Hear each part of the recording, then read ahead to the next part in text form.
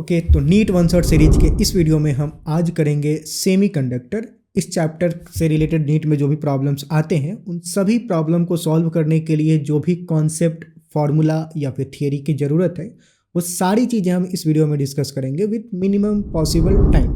As usual जो notes होगा वो नीचे डिस्क्रिप्शन में अटैच्ड होगा, वहाँ से डाउनलोड कर सकते हो।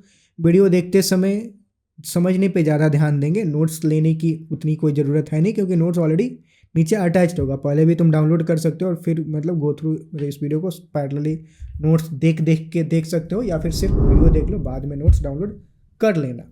साथ में एक वेबसाइट का लिंक होगा, उस पर सारे मटेरियल मसाला जो भी तुम्हें नीट 2026 के लिए चाहिए वो चीज़ें मिल जाएगी completely free of cost to the highest quality of the material, जो कि मतलब प्रीमियम मटेरियल अवेलेबल है पूरे कंट्री में।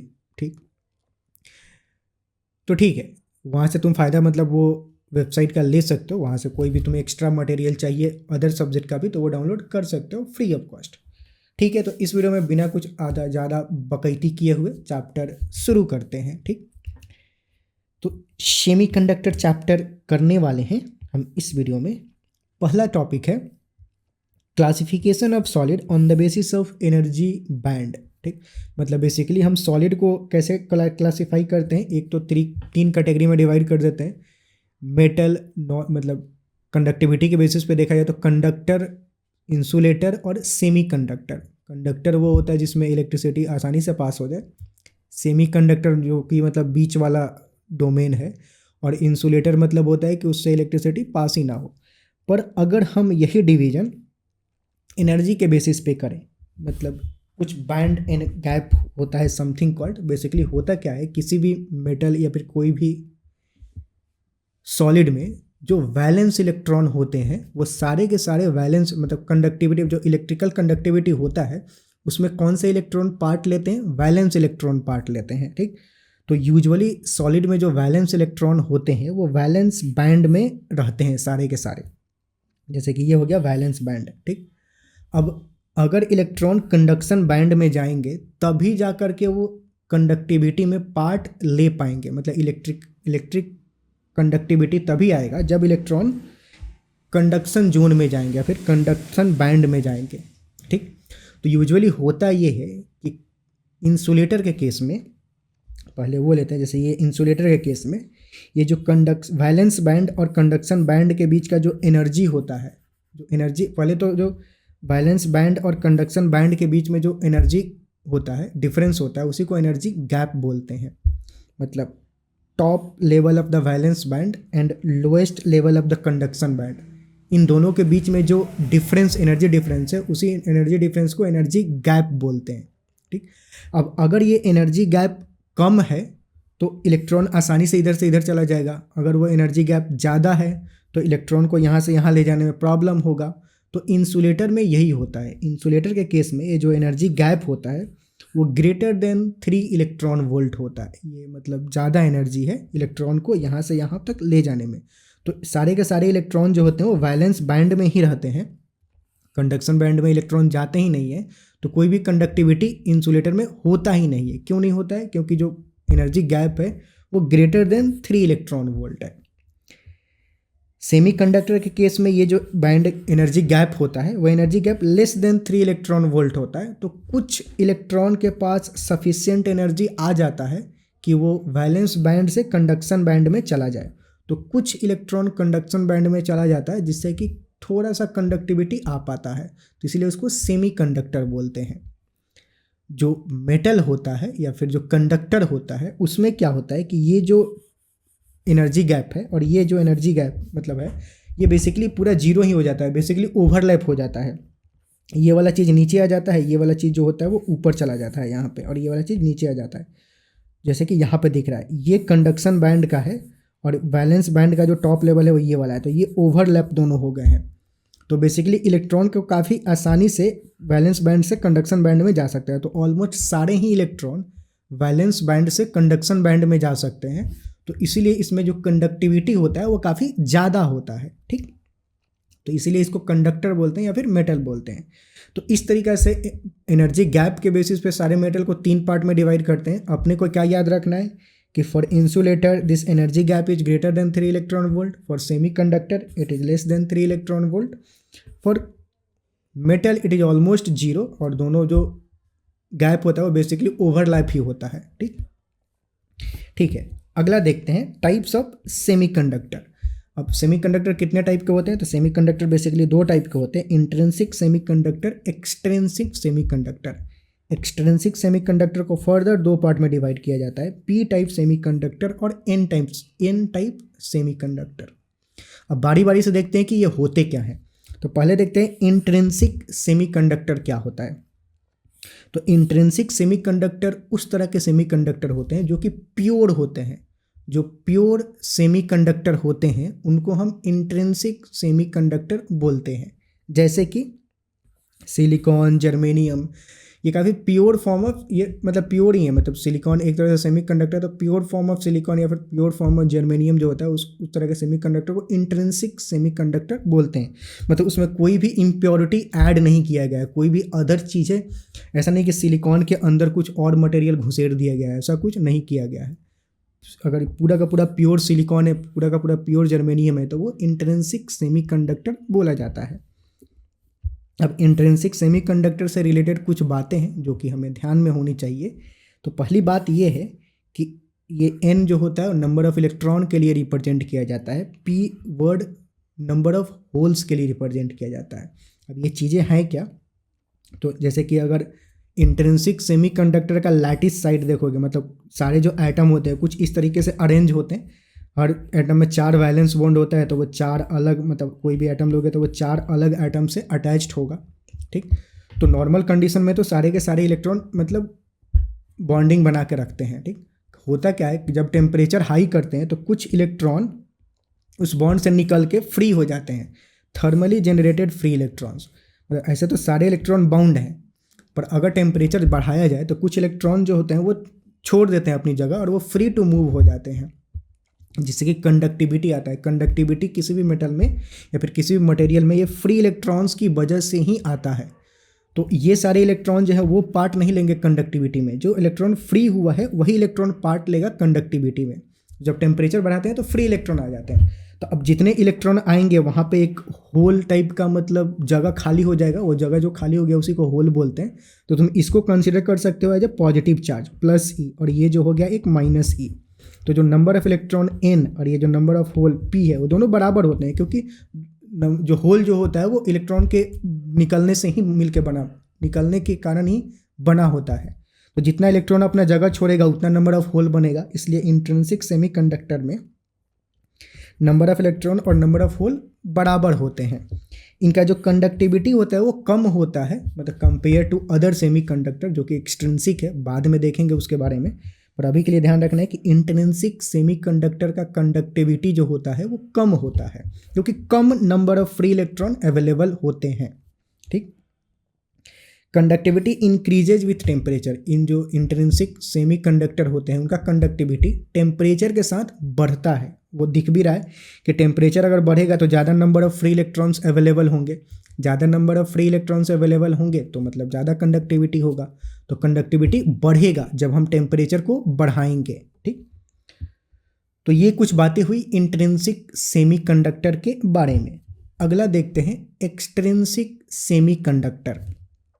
एक्सट्रिंसिक सेमीकंडक्टर क्या होता है कि उस तरह के सेमीकंडक्टर जिनमें कुछ अदर इम्प्योरिटीज मिलाया गया हो, उस तरह के सेमीकंडक्टर को हम एक्सट्रिंसिक सेमीकंडक्टर बोलते हैं। किसी सेमीकंडक्टर में कोई दूसरा इम्प्योरिटी मिलाया गया है उसको हम डोपिंग बोलते हैं। तो कोई semiconductor that are doped with other specific impurities, मतलब कोई अदर इम्प्योरिटीज, मतलब कोई other metal other than semiconductor को इम्प्योरिटी बोलेंगे। ठीक, मतलब कोई भी उसमें चीज़ अलग से मिला रहा हो तो जो भी अलग से चीज़ मिला रहा है उसको इम्प्योरिटीज बोलेंगे। तो कोई भी इम्प्योरिटीज अगर डोप्ड किया गया है, मतलब उस सेमीकंडक्टर में डाला गया है, तो उस तरह के सेमीकंडक्टर को एक्सट्रिंसिक सेमीकंडक्टर बोलते हैं।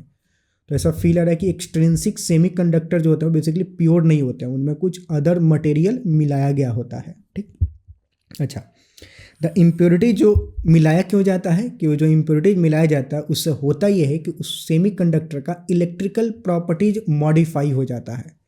तो अब वो इलेक्ट्रिकली मतलब कुछ अलग तरीक़ा से बिहेव करने लगता है, जो कि हम चाहते हैं, हम अपने अकॉर्डिंग हम जिस तरह से चाहते हैं कि वो सेमीकंडक्टर इलेक्ट्रिकली ऐसे बिहेव करे, तो उस तरह के हम इम्प्योरिटीज से उसमें मिलाएंगे ताकि वो इलेक्ट्रिकली जैसा हम चाहते हैं वैसा वो बिहेव करने लगे वो सेमीकंडक्टर। ठीक, तो इम्प्योरिटीज मिलाया जाता है ताकि उनके इलेक्ट्रिकल प्रॉपर्टीज को मॉडिफाई किया जा सके। ठीक, बेसिकली उससे होता ही है कि कंडक्टिविटी बढ़ जाता है, इनका यूजुअली कंडक्टिविटी कम होता है। जैसे कि प्योर फॉर्म में हमने देखा, जब वो प्योर फॉर्म में रहता है तो उसका कंडक्टिविटी कम होता है, तो उसमें कुछ इम्प्योरिटी मिलाते हैं ताकि उसका कंडक्टिविटी बढ़ जाए। तो एक्सट्रिंसिक सेमीकंडक्टर का कंडक्टिविटी ज़्यादा होता है। ठीक, अच्छा, जो इम्प्योरिटीज मिला रहे हैं उसके वजह से दो चीज़ें हो सकती है। दो चीज़ें क्या हो सकती है कि ऐसा हो सकता है कि इम्प्योरिटीज मिलाने की वजह से नंबर ऑफ इलेक्ट्रॉन्स ज़्यादा हो गया।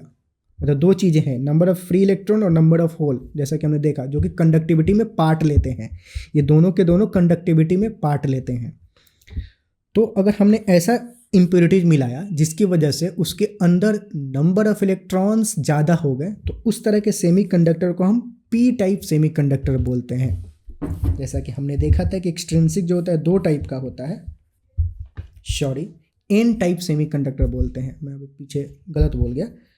तो अगर इलेक्ट्रॉन ज़्यादा हो गया इम्प्योरिटीज मिलाने की वजह से, तो उस तरह के सेमीकंडक्टर को हम एन टाइप सेमीकंडक्टर बोलते हैं। अगर इम्प्योरिटीज मिलाने की वजह से नंबर ऑफ होल्स की संख्या ज़्यादा हो गई, तो उस तरह के सेमीकंडक्टर को हम पी टाइप सेमीकंडक्टर बोलते हैं। ठीक, अच्छा, एक्सट्रिंसिक सेमीकंडक्टर के बारे में से रिलेटेड कुछ बातें जो कि हमें ध्यान में होनी चाहिए। तो पहली बात क्या है कि इनका जो कंडक्टिविटी होता है वो इंट्रिंसिक सेमीकंडक्टर से काफ़ी ज़्यादा होता है, जैसा कि हमने पहले ही देखा। दूसरी बात कि ये काफ़ी मॉडर्न इलेक्ट्रॉनिक्स जो होते हैं उनमें यूज हो रहे होते हैं, जैसे कि transistor, diodes, LEDs, solar cell. तो ये कुछ डिवाइस है, और भी बहुत सारे डिवाइस है जिसमें हम एक्सट्रिंसिक सेमीकंडक्टर का यूज कर रहे होते हैं। ठीक, तो ये यूजेज ऑफ एक्सट्रिंसिक सेमीकंडक्टर हो गया। अच्छा, अब जरा ये जो एक्सेस फ्री इलेक्ट्रॉन कैसे हो गया, मतलब अगर कोई चीज़ मिला रहे हैं तो उसमें इलेक्ट्रॉन की संख्या ज़्यादा होगी, एन टाइप। तो जरा इसको डिटेल में देखते हैं कि ये कैसे एन टाइप सेमीकंडक्टर होता है, और पी टाइप को भी डिटेल में देखेंगे। तो पहले एन टाइप लेते हैं। तो एन टाइप सेमीकंडक्टर एक तरह से एक्सट्रिंसिक सेमीकंडक्टर ही है। एक्सट्रिंसिक के दो पार्ट, एन टाइप और पी टाइप। तो एन टाइप कैसे बनता है, मतलब नंबर ऑफ इलेक्ट्रॉन ज़्यादा कैसे हो जाते हैं। अब बेसिकली होता ये है कि हम इम्प्योरिटीज मिला रहे हैं, तो ऐसे तो जितने भी सेमीकंडक्टर होते हैं उनके जो वैलेंस, मतलब यूजुअली जो वैलेंस इलेक्ट्रॉन होते हैं वो 4 वैलेंस इलेक्ट्रॉन होते हैं, 4 वैलेंस इलेक्ट्रॉन होते हैं। ठीक, अगर हम उसमें एक ऐसा इम्प्योरिटी मिलाएं जिसके 5 वैलेंस इलेक्ट्रॉन हो तो क्या होगा। तो अगर हमने एक ऐसा इम्प्योरिटी मिलाया जिसके 5 वैलेंस इलेक्ट्रॉन है, 5 वैलेंस इलेक्ट्रॉन होगा, तो 4 वैलेंस इलेक्ट्रॉन तो मतलब बॉन्ड बनाने में अलग जो 4 जुड़े होते हैं उनसे बॉन्ड बना लेगा, लेकिन एक जो इलेक्ट्रॉन है वो खाली हो जाएगा, वो फ्री रहेगा, फ्री टू मूव। तो ये एक फ्री इलेक्ट्रॉन जनरेट हो गया। अब ये फ्री इलेक्ट्रॉन देखो, ऐसा नहीं है कि बॉन्ड से टूट के निकला है, ये ऑटोमेटिकली एक फ्री इलेक्ट्रॉन यहाँ पे जनरेट हुआ है। तो जितने नंबर ऑफ मतलब जो इम्प्योरिटी जो हम डाल रहे हैं, तो हर एक एटम के कॉरेस्पॉन्डिंग एक फ्री इलेक्ट्रॉन जनरेट हो रहा है। तो जितना इम्प्योरिटी डालेंगे उतना ही फ्री इलेक्ट्रॉन जनरेट होगा, तो उतना ही उसका इलेक्ट्रिकल कंडक्टिविटी बढ़ेगा। तो उसके इलेक्ट्रिकल कंडक्टिविटी को हम अपने अकॉर्डिंग मॉडिफाई कर सकते हैं, जितना हमें चाहिए उतना इम्प्योरिटीज उसमें डाल के उसका बढ़ा सकते हैं। तो ये होता है कि by adding A donor impurities with 5 valence electron, ऐसा इम्प्योरिटी डालें कि जिसका 5 वैलेंस इलेक्ट्रॉन हो, उसको पेंटावैलेंट एटम्स बोलते हैं। पेंटावैलेंट एटम्स जैसे कि फॉस्फोरस, आर्सेनिक, फॉस्फोरस और आर्सेनिक के 5 वैलेंस इलेक्ट्रॉन होते हैं। अगर इस तरह के इम्प्योरिटीज उसमें मिलाया जाए तो उनमें से एक इलेक्ट्रॉन खाली हो जाएगा, फ्री इलेक्ट्रॉन हो जाएगा। ठीक, 1 इलेक्ट्रॉन बिकम्स चार्ज कैरियर, और द मेजॉरिटी चार्ज कैरियर इसमें जो होता है इलेक्ट्रॉन होता है। तो मतलब जैसे पिछले वाले केस में देखें, ये इंट्रिंसिक सेमीकंडक्टर में इसमें चार्ज कैरियर्स कौन कौन से थे, इलेक्ट्रॉन भी था और होल भी था, दोनों ही मतलब इलेक्ट्रिकल कंडक्टिविटी में पार्ट ले रहे थे। तो इसमें तो दोनों ही बराबर ही थे, तो किसी को नहीं बोल सकते हो कि मेजॉरिटी इलेक्ट्रॉन है या फिर मेजॉरिटी होल है। पर इस वाले केस में यहाँ पे देखा जाए तो यहाँ भी वो वाला प्रोसेस जो है यहाँ भी होता है। टेम्परेचर अगर बढ़ाया जाए तो हो सकता है कि कोई इलेक्ट्रॉन यहाँ से निकल के बाहर फ्री हो जाए और यहाँ पे एक होल जनरेट कर दे। तो इसमें भी होल होंगे, नंबर ऑफ होल होंगे, पर इसमें इलेक्ट्रॉन की संख्या ज़्यादा होगी क्योंकि ऑलरेडी एक एक इलेक्ट्रॉन मतलब खाली है, और जो इलेक्ट्रॉन निकलेगा, जो होल जो क्रिएट होगा तो उसके कॉरस्पॉन्डिंग भी एक इलेक्ट्रॉन निकलेगा। तो नंबर ऑफ इलेक्ट्रॉन्स इसमें ज़्यादा होते हैं। तो जो मेजॉरिटी चार्ज कैरियर्स होते हैं, मतलब नंबर ऑफ फ्री इलेक्ट्रॉन्स ज़्यादा होते हैं, तो जो मेजॉरिटी चार्ज कैरियर्स होते हैं वो इसमें इलेक्ट्रॉन ही होते हैं। इसीलिए इसको एन टाइप सेमीकंडक्टर बोला जाता है। ठीक, तो ये हुआ एन टाइप की कहानी। अब पी टाइप का समझ में आ रहा है। पी टाइप में मेजॉरिटी चार्ज कैरियर्स कौन से होंगे? होल होगा। और कैसे होगा वो ज़रा देखते हैं।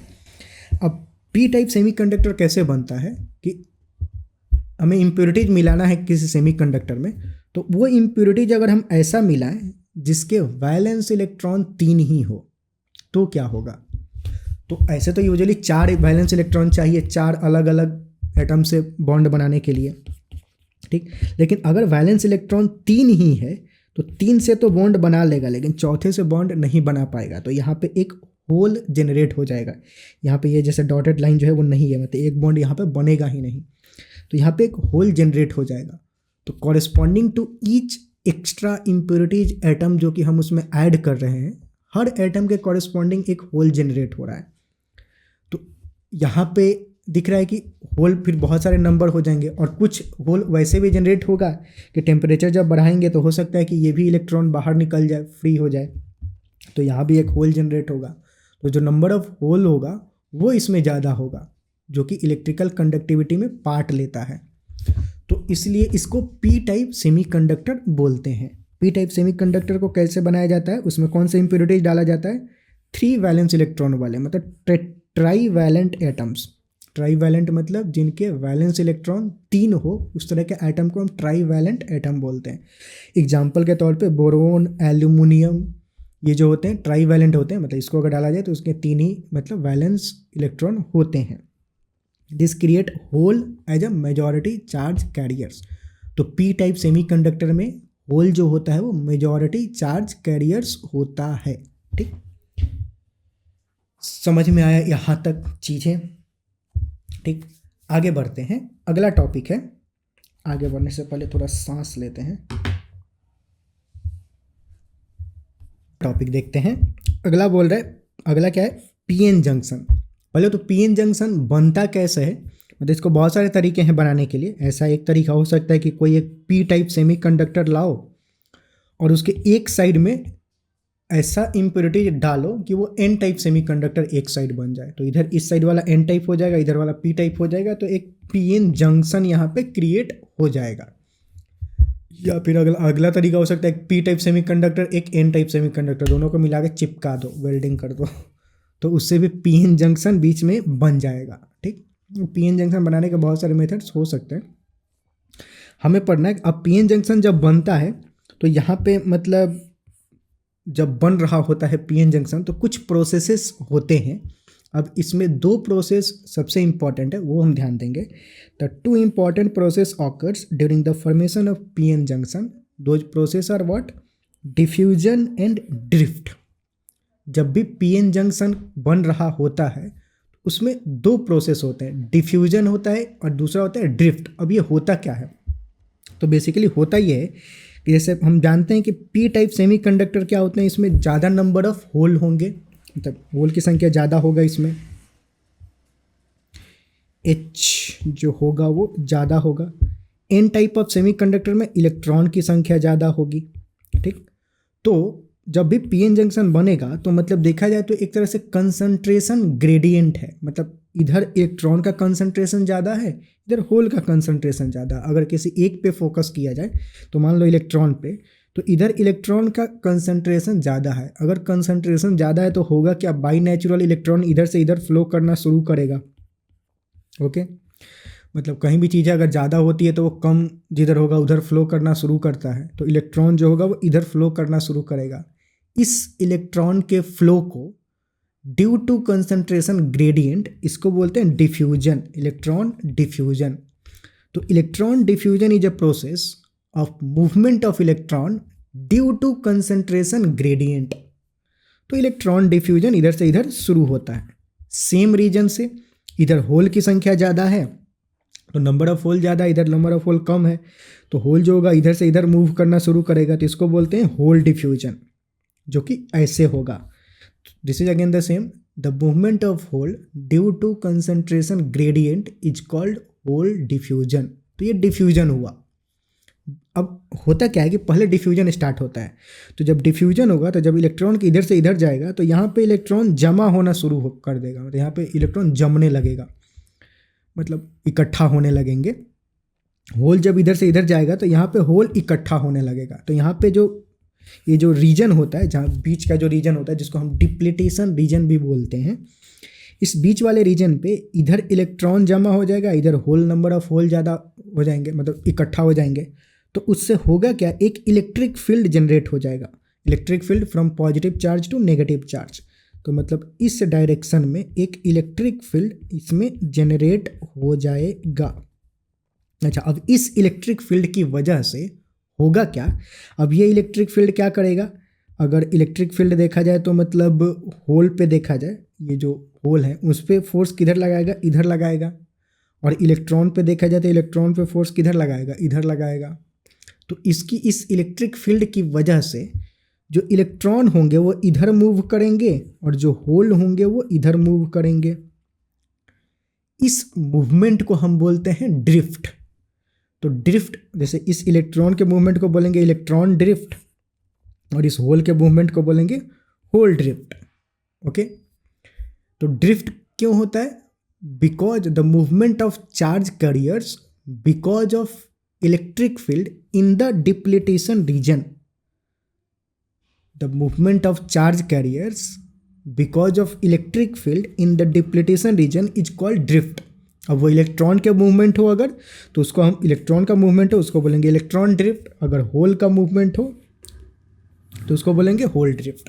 ठीक, तो ड्रिफ्ट ये होता है, ड्रिफ्ट इलेक्ट्रिक फील्ड जो उसमें जनरेट होता है उसकी वजह से मूवमेंट होता है, और जो डिफ्यूजन होता है वो कंसंट्रेशन ग्रेडियंट की वजह से मूवमेंट को डिफ्यूजन बोलते हैं। ये दोनों ही मूवमेंट अलग अलग डायरेक्शन में होता है। जैसे इलेक्ट्रॉन पे अगर फोकस करोगे तो डिफ्यूजन की वजह से इलेक्ट्रॉन इधर से इधर जाता है, पर ड्रिफ्ट की वजह से इलेक्ट्रॉन पे फोर्स इधर लगेगा और इलेक्ट्रॉन इधर मूव करेगा। तो जो डिफ्यूजन करंट और ड्रिफ्ट करंट होता है वो उल्टा डायरेक्शन में होते हैं। ठीक, और स्टेबिलिटी तब आती है जब ये दोनों ही करंट बराबर हो जाए।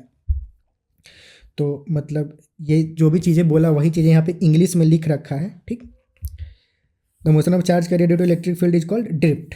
ओके, ठीक है, तो मतलब ये चीज़ें हुआ। अब एक लाइन, ये कहाँ से आ गया भाई साहब, ये मैंने जो चीज़ें समझाई है वही बातें अंग्रेजी में लिख रखा है। बेसिकली एनसीईआरटी से डायरेक्ट कॉपी पेस्ट किया हूँ। नोट्स जब तुम पढ़ोगे मतलब रिवाइज करोगे तो जो चीज़ें एक्सप्लेन किया वही चीज़ें अंग्रेजी में लिख रखा है, तो मतलब फ़ायदा होगा।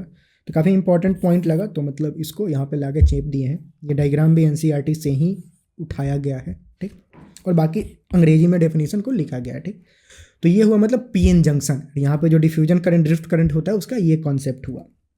ठीक है, अब आगे देखते हैं PN junction in forward bias.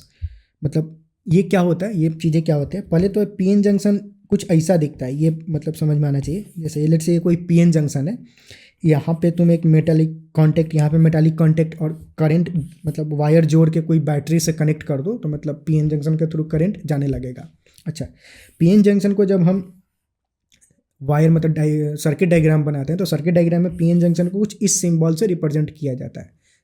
कुछ नहीं है, जस्ट एक सिंबल है। जैसे कि रेसिस्टर को हम कैसे रिप्रेजेंट करते हैं, इस तरीके से रिप्रेजेंट करते हैं सर्किट डायग्राम में। इस तरीके से रेसिस्टर को यूज करते हैं, मतलब इंडक्टर को ऐसे रिप्रेजेंट करते हैं, कैपेसिटर को ऐसे रिप्रेजेंट करते हैं। वैसे ही पीएन जंक्शन को ऐसे रिप्रेजेंट करते हैं। ऐसा कुछ ट्रायंगल बना के इधर ये वाला पी साइड होता है, मतलब ट्रायंगल का जो पिछवाड़ा होता है वो पी साइड हो गया, और जो उसका मुंह होता है वो एन साइड, और मुंह पे ऐसा थूथुन कुछ मतलब ब्लॉक टाइप का डाल देते हैं तो वो एन साइड होता है। तो ये वाला पी साइड और ये वाला एन साइड होता है, बस ऐसा याद रखेंगे। तो अब जरा ध्यान देते हैं, जैसे लेट से कोई एक पीएन जंक्शन है, ये पीएन जंक्शन में अगर हम पी टाइप वाले को पॉजिटिव टर्मिनल से जोड़ दें और एन टाइप वाले को नेगेटिव टर्मिनल से जोड़ दें तो ये जो पीएन जंक्शन है इसको हम बोलेंगे फॉरवर्ड बायस में। तो जब पी साइड पॉजिटिव से जुड़ा हो, एन साइड नेगेटिव से जुड़ा हो, तो उस कंडीशन को हम बोलते हैं the PN junction is in forward bias. Forward bias में होगा तो मतलब करंट का अगर मूवमेंट देखा जाए तो करंट ऐसे कुछ फ्लो करेगा, तो करंट अगर इधर जा रहा है तो इलेक्ट्रॉन किधर मूव करेगा, अगर इलेक्ट्रॉन के मूवमेंट को देखा जाए तो इलेक्ट्रॉन इधर मूव करेगा, ऐसे इलेक्ट्रॉन मूव करेगा इसमें। ठीक ठीक है, तो इसमें देखा जाए तो मतलब करंट ऐसे मूव कर रहा है, करंट ऐसे मूव कर रहा है तो पॉजिटिव चार्ज इधर मूव कर रहा है, तो बेसिकली इधर होल जो होगा वो इधर मूव करेगा। ठीक, जो कि इस साइड में होल जो है वो मेजॉरिटी चार्ज कैरियर है। इसमें देखा जाए इलेक्ट्रॉन को देखा जाए तो इलेक्ट्रॉन इधर मूव करेगा, जो कि करंट अगर करंट इधर जा रहा है तो इलेक्ट्रॉन इधर मूव करेगा, तभी करंट उधर जाएगा। तो ये जो इलेक्ट्रॉन है वो भी एक मेजॉरिटी चार्ज कैरियर है इस साइड में। तो यहाँ पे दिख रहा है कि जो कंडक्टिविटी हो रही है वो due to movement of majority charge carriers की वजह से हो रही है। तो यहाँ पे जो करंट होगा उसका मैग्नीट्यूड ज़्यादा होगा। ठीक, मतलब करंट ऐसे जा रहा है, होल भी इधर मूव कर रहा है और इलेक्ट्रॉन इधर मूव कर रहा है, दोनों अल्टीमेटली करंट को सपोर्ट करेंगे, तो करंट की जो मैग्नीट्यूड होगी उसमें ज़्यादा होगी। तो जब भी पीएन जंक्शन फॉरवर्ड बायस में जुड़ा होता है तो उसमें करंट ज़्यादा फ्लो करता है। ठीक, और होता क्या है कि जो डिप्लीटेशन रीजन होता है वो बिकम्स नैरोअर, मतलब डिप्लीटेशन रीजन इस वाले रीजन को बोलते हैं, तो इसका जो विड्थ होता है वो घट जाता है इस केस में जब फॉरवर्ड बायस में अटैच होता है। इसको याद रखेंगे। ठीक, दूसरा क्या, बैरियर पोटेंशियल जो होता है वो भी डिक्रीज हो जाता है। अब ये भी याद रखेंगे, बैरियर पोटेंशियल क्या होता है, डिक्रीज हो जाता है, मतलब ये जो होता है बैरियर पोटेंशियल हो गया और जो अप्लाइड वोल्टेज है तो ये कुछ डिफरेंस आ जाता है, तो जो बैरियर पोटेंशियल होता है वो डिक्रीज हो जाता है। बस इसमें ऐसा याद रखेंगे, अब ज़्यादा डिटेल में नहीं जाएंगे तो लेंदी हो जाएगा, कुछ काम का भी नहीं है। बस इतना याद रखो कि जब भी पीएन जंक्शन फॉरवर्ड बायस में जुड़ा हुआ होता है उस केस में जो डिप्लीटेशन विड्थ होता है वो घट जाता है और बैरियर पोटेंशियल भी घट जाता है, बस। ठीक है, अब वही बात है यहाँ पे अंग्रेजी में दे रखा है जो भी मैंने जस्ट एक्सप्लेन किया कि इसमें मेजॉरिटी चार्ज कैरियर की वजह से करंट फ्लो कर रहा है, तो करंट का मैग्नीट्यूड इसमें ज़्यादा होता है।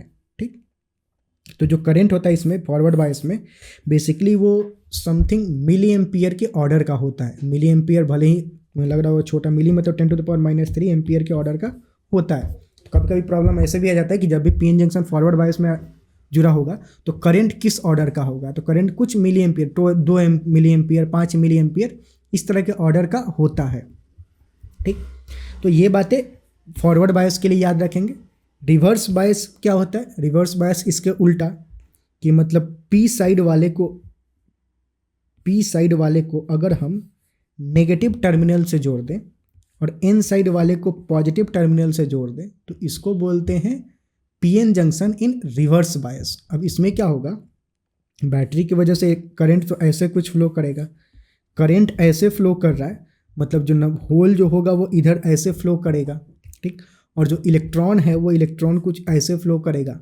तो दिख रहा है कि मतलब यहाँ पे जो फ्लो है यहाँ पे हिंड्रेंस होगा, इसके अक्रॉस इधर से इलेक्ट्रॉन ज़्यादा जाएगा ही नहीं और नहीं इधर से ज़्यादा होल जाएगा, तो जो करंट का मैग्नीट्यूड होगा इस केस में बहुत कम होगा। ठीक, तो करंट इसमें बहुत मिनिमम होता है, तो इसमें करंट जो होता है बेसिकली माइक्रो एम्पियर के ऑर्डर का कुछ फ्लो होता है। तो जब भी यहाँ पे लिख नहीं रखा है पर यहाँ पे अगर लिखना हो तो लिख सकते हैं, इसमें जो करंट होता है वो कुछ माइक्रो एम्पियर ऑर्डर का फ्लो करता है जब भी पीएन जंक्शन रिवर्स बायस में जुड़ा हुआ होता है। ठीक, अच्छा, अब यहाँ पे भी एक वो भी दिख रहा है कि इलेक्ट्रॉन इधर जा रहा है, होल इधर जा रहा है, तो जो विड्थ है वो बढ़ जाता है। तो जो बैरियर या फिर जो डिप्लीटेशन विड्थ है वो इसमें इंक्रीज हो जाता है जब भी पीएन जंक्शन रिवर्स बायस में अटैच्ड होता है और रिवर्स बायस में होता है तो जो डिप्लीटेशन विड्थ होता है वो बढ़ जाता है और पोटेंशियल बैरियर जो होता है वो भी इंक्रीज हो जाता है। बस ये दो बातें याद रखेंगे। ठीक, रिवर्स बायस में विड्थ बढ़ जाता है और पोटेंशियल बैरियर भी बढ़ जाता है, करंट की मैग्नीट्यूड बहुत कम हो जाती है of the order of micro ampere. तो अगर किसी एक ही सर्किट में कोई पीएन जंक्शन फॉरवर्ड बायस में भी है, रिवर्स बायस में भी है, तो current in the reverse bias को हम ऑलमोस्ट जीरो ले सकते हैं क्योंकि ये माइक्रो एम्पियर में है और वो मिली में है, तो ये वाला करंट कुछ होगा पर current in the reverse bias हम ऑलमोस्ट जीरो ले सकते हैं अगर एक ही सर्किट में दो पी एन जंक्शन अटैच्ड हों। तो सर्किट डायग्राम से रिलेटेड कोई अगर प्रॉब्लम सॉल्व कर रहे हो, उसमें दो पी एन जंक्शन, एक फॉरवर्ड बायस में एक रिवर्स बायस में, तो current in the reverse bias तुम ऑलमोस्ट जीरो ही लेके चलो, current in the forward bias he almost तुम्हें सिर्फ लेना होगा। ठीक ठीक है, तो ये हुआ पीएन जंक्शन की कहानी और ये कंप्लीट हुई। पीएन जंक्शन के बाद बोर्ड के लिए बेसिकली एक टॉपिक है application of junction diode as a rectifier, half wave rectifier, full wave rectifier. अब ये नीट पॉइंट ऑफ व्यू से बिल्कुल भी इंपॉर्टेंट नहीं है, बिल्कुल भी मतलब क्वेश्चंस नहीं आते हैं, तो उस चीज़ को हम यहाँ पर डिस्कस नहीं करेंगे। पर जस्ट एक्नॉलेजमेंट के लिए, अगर बोर्ड का भी एग्जाम हो सकता है कुछ बच्चे अभी देने वाले हों, जैसा कि अभी जब ये वीडियो रिकॉर्ड हो रहा है, तो तुम अगर बोर्ड के लिए पढ़े हो तो ये वाला टॉपिक एक अलग से देख लेना। ठीक, कि मतलब ये बोर्ड में है, बोर्ड के पॉइंट ऑफ व्यू से इंपॉर्टेंट है, पर नीट के पॉइंट ऑफ व्यू से बिल्कुल भी इंपॉर्टेंट नहीं है, तो उसको हम यहाँ पर डिस्कस ये नहीं करेंगे। ये एक टॉपिक है जो कि एनसीईआरटी में है पर छोड़ रहे हैं, वो डिस्कस नहीं करेंगे यहाँ पर। ठीक, अच्छा, अब ये लॉजिक गेट जो कि एनसीईआरटी में नहीं है, पर नीट के पॉइंट ऑफ व्यू से इस चैप्टर के सबसे ज़्यादा जो क्वेश्चंस आते हैं वो लॉजिक गेट से ही आते हैं। तो लॉजिक गेट की कहानी ज़रा शुरू करते हैं। ठीक, शुरू करने से पहले 2 मिनट का विराम लेते हैं, वीडियो पॉज करके कट करके आगे करूँगा।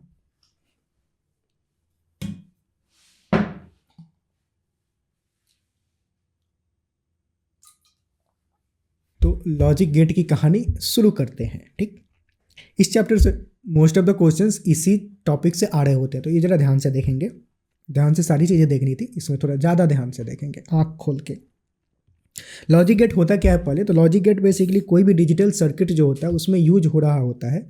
लॉजिक गेट इंस्ट्रक्शन देने के लिए यूज किया जाता है कि मतलब करंट इधर से इधर जा रहा है तो इस करंट को उधर जाना चाहिए या नहीं जाना चाहिए, तो उसके लिए लॉजिक गेट यूज किया जाता है कि लॉजिक गेट जो होता है वो डिसाइड करेगा कि करंट ऐसे जा रहा है तो इधर करंट नहीं जाएगा, इधर जाना चाहिए, इधर से ब्लॉक कर दो इधर जाने दो, इधर से ब्लॉक कर दो इधर जाने दो। तो ये सब चीज़ें जो होता है लॉजिक गेट कर रहा होता है, तो ये डिजिटल सर्किट में यूज हो रहा होता है। ठीक, मतलब करते हैं इसको। लॉजिक गेट मतलब किसी भी डिजिटल सर्किट का बिल्डिंग ब्लॉक होता है। ठीक, मतलब उसी से लॉजिक गेट से मिलके ही कोई भी डिजिटल सर्किट बना हुआ होता है। ठीक, बेसिकली इंस्ट्रक्शन है क्या, मतलब करंट इधर से जा रहा है, इधर से जा रहा है, इधर से करंट अगर ज़्यादा है तो ये वाला करंट जाने दो, इसको ब्लॉक कर दो। मतलब ऐसा अगर ज़रूरत जिस चीज़ के अकॉर्डिंग ज़रूरत है कि हमें चाहिए कि ज़्यादा करंट चाहिए, कम वाले करंट को ब्लॉक कर दो, कम करंट चाहिए ज़्यादा को ब्लॉक कर दो, इधर को उसको जाने दो। तो ऐसा कुछ लॉजिक गेट इंस्ट्रक्शन देता है, नाम से ही समझ में आ रहा है, लॉजिक गेट वो डिसाइड करता है कि कौन जाएगा कौन नहीं जाएगा। ठीक है, तो पहले तो हम 3 जो बेसिक लॉजिक गेट होते हैं वो देखेंगे। ठीक, तो पहला जो सबसे बेसिक गेट, 3 तरह के सबसे बेसिक गेट होते हैं और बहुत सारे गेट होते हैं, पर इसमें सब जो बेसिक होते हैं, सबसे बेसिक जो होते हैं 3, उसमें फर्स्ट और गेट। और गेट को यूजुअली इस सिंबल से रिप्रेजेंट किया जाता है। इसमें 2 इनपुट होता है और एक हमें आउटपुट मिलता है।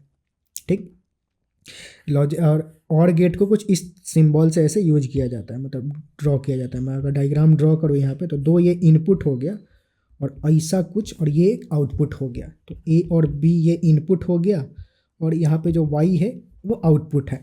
ठीक, तो इनपुट क्या हो सकता है, इनपुट जैसे अब ए का इनपुट 0 या 1, अब यहाँ पे इनपुट या आउटपुट 0 और 1 के फॉर्म में ही होते हैं, उसके बीच में कुछ नहीं होता है, या तो हाँ या तो ना, बीच वाला में तू नहीं, जाना है तो जाना है, नहीं जाना है तो नहीं जाना है। तो ए का क्या हो सकता है, 0 या फिर 1, तो और बी का भी सेम 0 और 1। तो जो टोटल पॉसिबल कॉम्बिनेशन होंगे वो कितने बनेंगे, इनपुट के दोनों ही 0 हो, एक A0 B1, A1 B0 या फिर दोनों 1 1, ये सारे पॉसिबल कॉम्बिनेशन है जो कि इनपुट में हम दे सकते हैं। इसके कॉरस्पॉन्डिंग आउटपुट क्या मिलेगा हमें, तो और गेट कैसे काम करता है, और गेट को यूजुअली एक तो रिप्रेजेंट किया जाता है A+B सिंबल से, ये ध्यान देंगे। और गेट कैसे काम करता है कि दोनों ही इनपुट में अगर कोई भी एक इनपुट यस है या फिर 1 है तो आउटपुट 1 ही होगा। दोनों में से कोई अगर एक 1 है तो फाइनल आउटपुट भी 1 ही होगा। तो 0 0 में दोनों ही 0 है तो फाइनल आउटपुट 0 ही होगा, पर इसमें एक 1 है तो फाइनल आउटपुट 1 होगा। इसमें भी एटलीस्ट एक 1 है तो 1 होगा फाइनल आउटपुट, दोनों ही 1 है तो फाइनल आउटपुट 1 होने वाला है।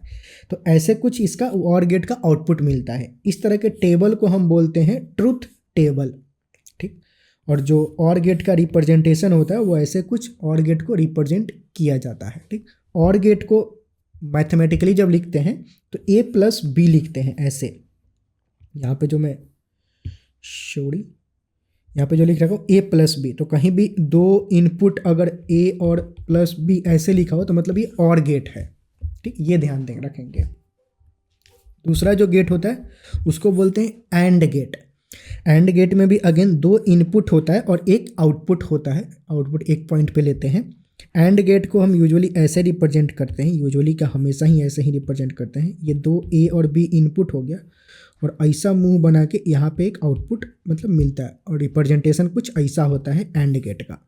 अच्छा, इसमें भी दो जो इनपुट है उसके सारे पॉसिबल कॉम्बिनेशन अगर देखा जाए तो ये होगा और इसके कॉरेस्पॉन्डिंग ये आउटपुट रहा। अब इसमें आउटपुट कैसे देता है एंड गेट, तो एंड गेट में अगर दोनों में से कोई भी एक जीरो है तो फाइनल आउटपुट भी जीरो ही होगा, ठीक। तो अगर इसको देखा जाए तो दोनों में से दोनों ही जीरो है तो फाइनल आउटपुट जीरो होगा, दोनों में से एटलीस्ट एक जीरो है तो फाइनल आउटपुट जीरो होगा, एक एटलीस्ट जीरो है तो फाइनल आउटपुट जीरो होगा, दोनों के दोनों वन है तभी जाकर के फाइनल आउटपुट वन होगा एंड गेट में। और ये हो गया एंड गेट का ट्रूथ टेबल, ठीक। तो एंड गेट कुछ ऐसे काम करता है। जो तीसरा बेसिक गेट है वो है नॉट गेट। नॉट गेट क्या होता है, उसमें एक इनपुट और एक आउटपुट होता है। नॉट गेट को यूजुअली ऐसे रिप्रेजेंट किया जाता है, एक ट्रायंगल और इसके माथे पे एक छोटा सा सर्कल बना देते हैं, तो ये नॉट गेट हो गया। इसमें एक इनपुट और एक आउटपुट, तो एक इनपुट, तो इनपुट क्या हो सकता है, या तो जीरो नहीं तो वन।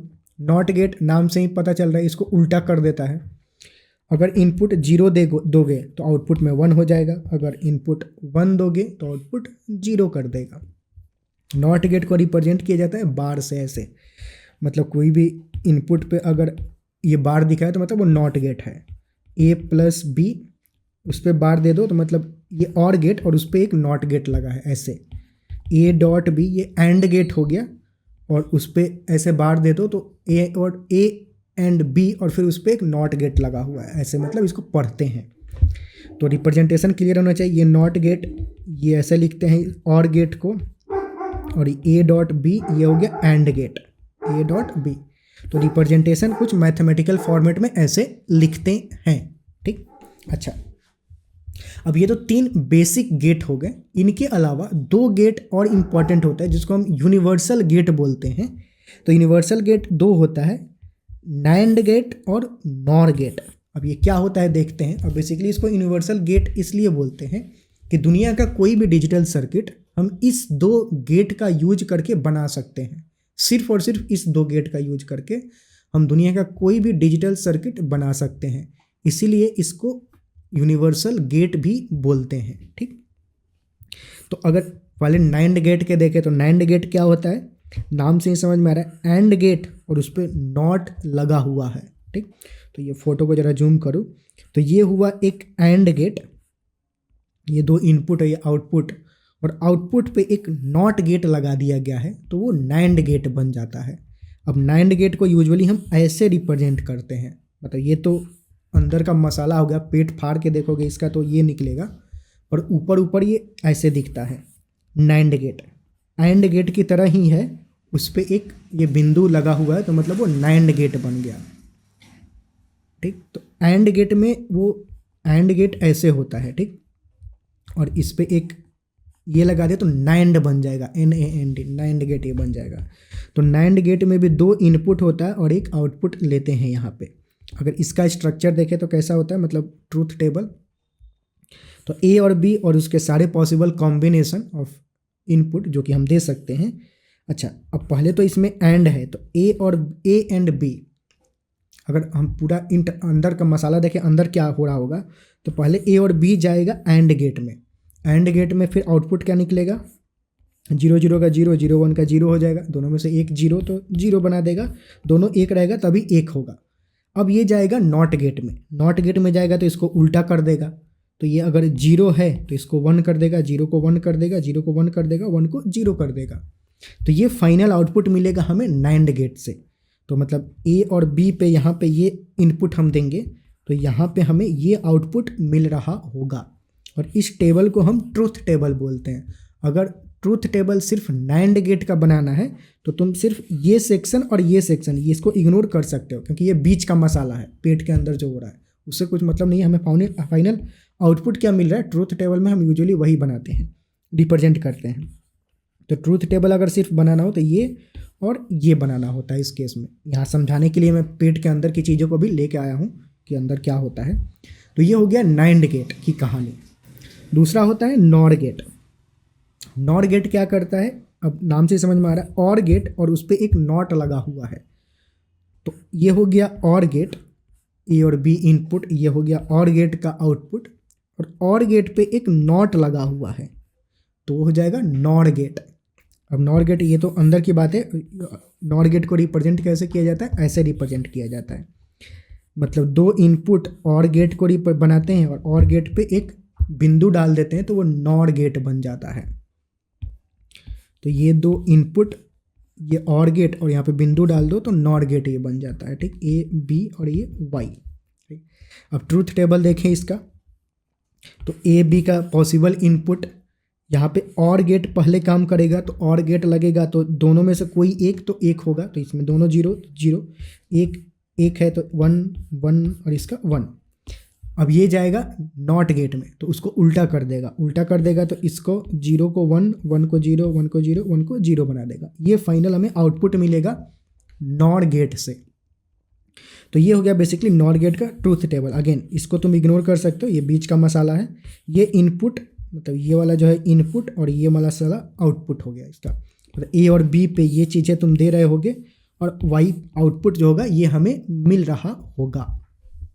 तो और नॉर गेट कुछ ऐसे काम करता है। अच्छा, नॉर गेट को अगर हम मैथमेटिकल एक्सप्रेशन के फॉर्म में लिखें तो कैसे लिख सकते हैं, ए प्लस बी, ये और हो गया और उस पर एक नॉट लगा दो तो नॉर गेट को ऐसे रिप्रेजेंट किया जाता है, ठीक, ये हो गया नॉर गेट।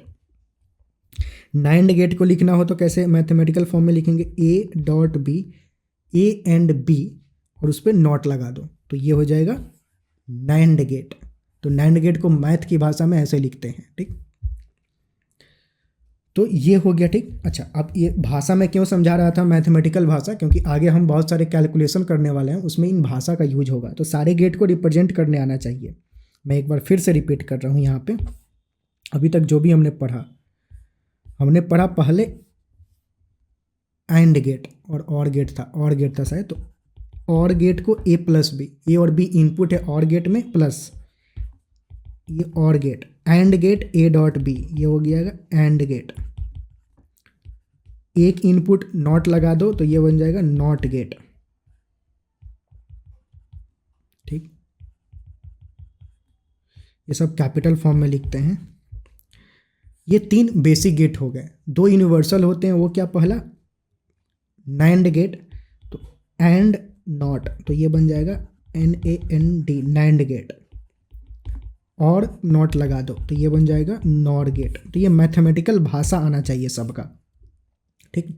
अब इन्हीं भाषा का यूज करके बेसिकली जो ये तो बेसिक से गेट हो गए। जो कॉम्प्लिकेटेड गेट होते हैं, बहुत सारे गेट लगा हुआ होता है, उसका फाइनल आउटपुट क्या होगा। अगर इनपुट यहाँ से दे रखा हो और बहुत सारे गेट लगे हों, एग्जांपल के तौर पे मतलब दिखाने के लिए, यहाँ ये गेट ले लो या फिर ये गेट ले लो, पहले नॉट लगा हुआ है, फिर नाइंड लगा हुआ है, फिर नॉट लगा हुआ है, तो यहाँ पे अगर हम कुछ इनपुट दे तो हमें क्या आउटपुट मिलेगा, वो कैसे फाइंड आउट करेंगे। अब ट्रूथ टेबल बनाने बैठ गए तो एल लग जाएगा, मतलब बहुत टाइम लगेगा। तो उसके लिए कुछ मैथमेटिकल कैलकुलेशन होते हैं जिनका यूज करके तुम फाइनली कैलकुलेट कर सकते हो किसी भी कॉम्प्लिकेटेड सर्किट का कि फाइनल आउटपुट क्या होगा। इन्हीं सभी अलजबरा, जो ये अलजबरा जो मैथमेटिकल कैलकुलेशन बोलते हैं, तो ये मैथमेटिकल अलजबरा है, ये सब लॉजिक गेट का, उसको हम बोलते हैं Boolean algebra. Boolean algebra basically, algebra मतलब मैथमेटिकल थिंग्स को सॉल्व करना। तो यहाँ पे जो लॉजिक गेट से रिलेटेड मैथमेटिकल चीज़ को सॉल्व करते हैं, उस मैथमेटिकल थिंग चीज़ को बूलियन अलजबरा बोलते हैं, ठीक।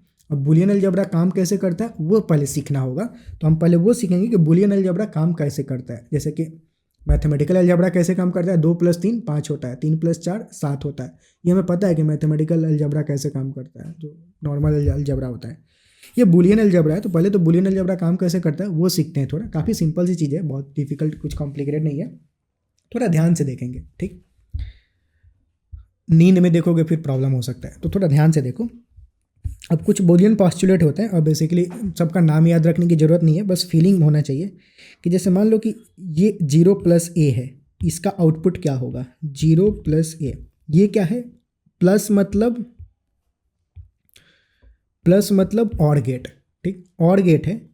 एक इनपुट हमेशा ही जीरो है इस पे, और गेट में दो इनपुट होते हैं, एक इनपुट हमेशा ही जीरो है, दूसरा इनपुट ए है। तो हमें आउटपुट क्या मिलेगा इसमें, आउटपुट वही मिलेगा जो ए होगा, क्योंकि ये तो हमेशा ही जीरो है, मतलब इसको मैं दूसरे, ये हमेशा ही जीरो है, और जो ए होगा दो हो सकता है, या तो वन होगा नहीं तो जीरो होगा। अगर ए वन हुआ तो फाइनल आउटपुट हमें वन ही मिलेगा, क्योंकि और गेट में कोई भी एक बड़ा हो, मतलब वन हो तो फाइनल आउटपुट वन हो जाता है। इन दोनों में फाइनल आउटपुट क्या मिलेगा, जीरो मिलेगा, जीरो, दोनों ही जीरो है तो जीरो जीरो मिलेगा। तो फाइनल आउटपुट और ए अगर देखा जाए तो दोनों सेम ही है। तो अगर हम किसी में और गेट में एक इनपुट हमेशा जीरो हो, तो जो फाइनल आउटपुट होता है वो सेम एज फर्स्ट इनपुट जो हम दे रहे हैं वही वाले इनपुट के बराबर ही होता है। तो जीरो प्लस ए जो होता है वो जीरो के बराबर ही रहेगा, ये ध्यान में रखेंगे, ठीक। वैसे ही दूसरी बात करें तो अगर एक इनपुट हमेशा वन है और दूसरा इनपुट हम दे रहे हैं तो फाइनल आउटपुट क्या होगा, एक इनपुट हमेशा वन है, दूसरा आउटपुट हम दे रहे हैं ए, वो जीरो हो सकता है नहीं तो वन हो सकता है। तो अगर इस वाले डायरेक्शन में जाए वन और जीरो दो कॉम्बिनेशन, तो फाइनल आउटपुट क्या मिलेगा, हमें वन मिलेगा। कोई एक हो गया तो मतलब और गेट में कोई भी वन इनपुट हाई है, फिर वन है, तो हमें फाइनल आउटपुट वन ही मिलता है। इस कंडीशन में अगर देखा जाए तो एक वन है, एक इनपुट और दूसरा इनपुट भी वन है, तो इसमें भी वन ही मिलेगा। तो जो फाइनल आउटपुट है इस केस में हमेशा वन है, मतलब वन प्लस ए का जो फाइनल आउटपुट है वो हमेशा वन ही मिलेगा हमें, क्योंकि एक और गेट में कोई भी एक अगर वन हुआ तो वन ही मिलेगा। तो ऑलरेडी एक वन है, तो ये चाहे कुछ भी हो, ये वाला हमेशा हमें आउटपुट वन ही मिलने वाला है। तो जीरो प्लस वन प्लस ए जो होता है वो वन के बराबर ही होता है, ठीक। तो और गेट में ये ध्यान देंगे, अगर जीरो है तो सेम ही रहेगा, वन है तो वन हो जाता है। अच्छा, एंड गेट में आते हैं।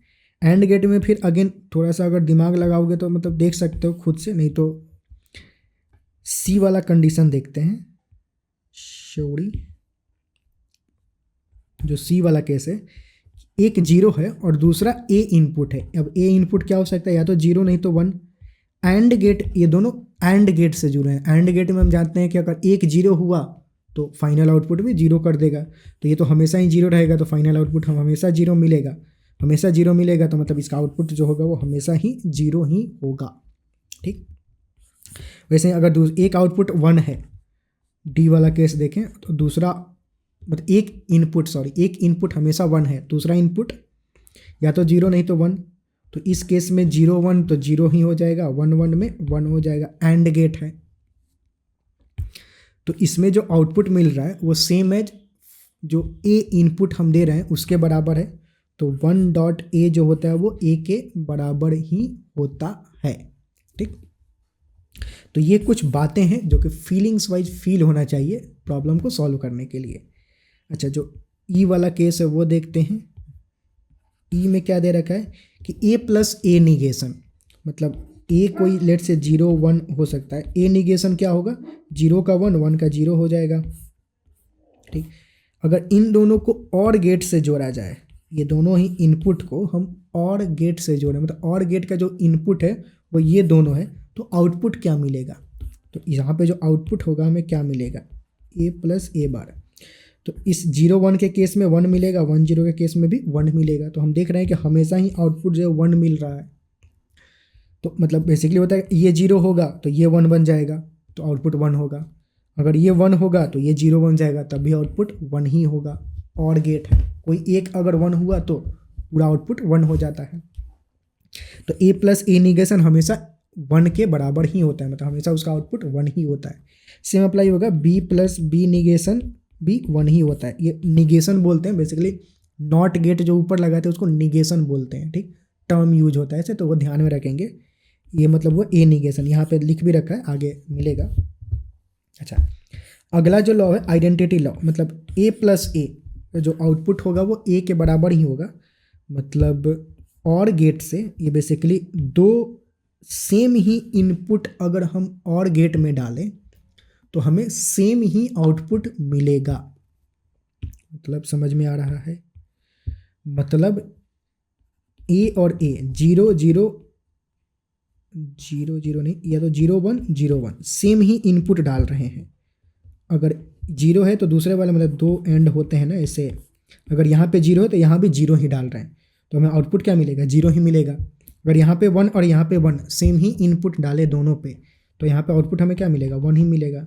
तो आउटपुट भी जो मिल रहा है वो सेम एज इनपुट के बराबर ही मिल रहा है। तो वही आइडेंटिटी लॉ होता है कि अगर दो एंड गेट में दोनों ही इनपुट सेम होगा तो आउटपुट भी उसी के बराबर ही होगा। सेम अप्लाई होता है एंड गेट पे भी। अगर दोनों ही एंड गेट पे दोनों ही इनपुट सेम होगा तो आउटपुट भी हमें सेम ही मिल रहा होगा। अगर 0 डालोगे तो 0 0 0 ही मिलेगा, 1 डालोगे तो 1 एंड 1 दोनों ही 1 है तो 1 हो जाएगा, तो आउटपुट भी वही मिल रहा है। तो ये कुछ एंड गेट की कहानी होती है, मतलब आइडेंटिटी लॉ ऐसे। निगेशन लॉ, अब एक निगेशन लॉ क्या होता है कि जैसे कि मान लो कि ए है, उसका निगेशन किए और एक बार और निगेशन कर दिए, 2 बार नॉट गेट लगा दोगे तो सेम एज वो कैंसिल हो जाएगा एक दूसरे से और आउटपुट जो होगा सेम एज इनपुट मिल रहा होगा। मतलब समझ में आ रहा है कि फोटो यहाँ पे इससे कोई ये है, यहाँ पे एक नॉट गेट लगाए और फिर एक नॉट गेट लगा दे, 2 बार नॉट गेट लगा दिए तो जो भी यहाँ पे इनपुट दोगे आउटपुट यहाँ पे वही मिलेगा।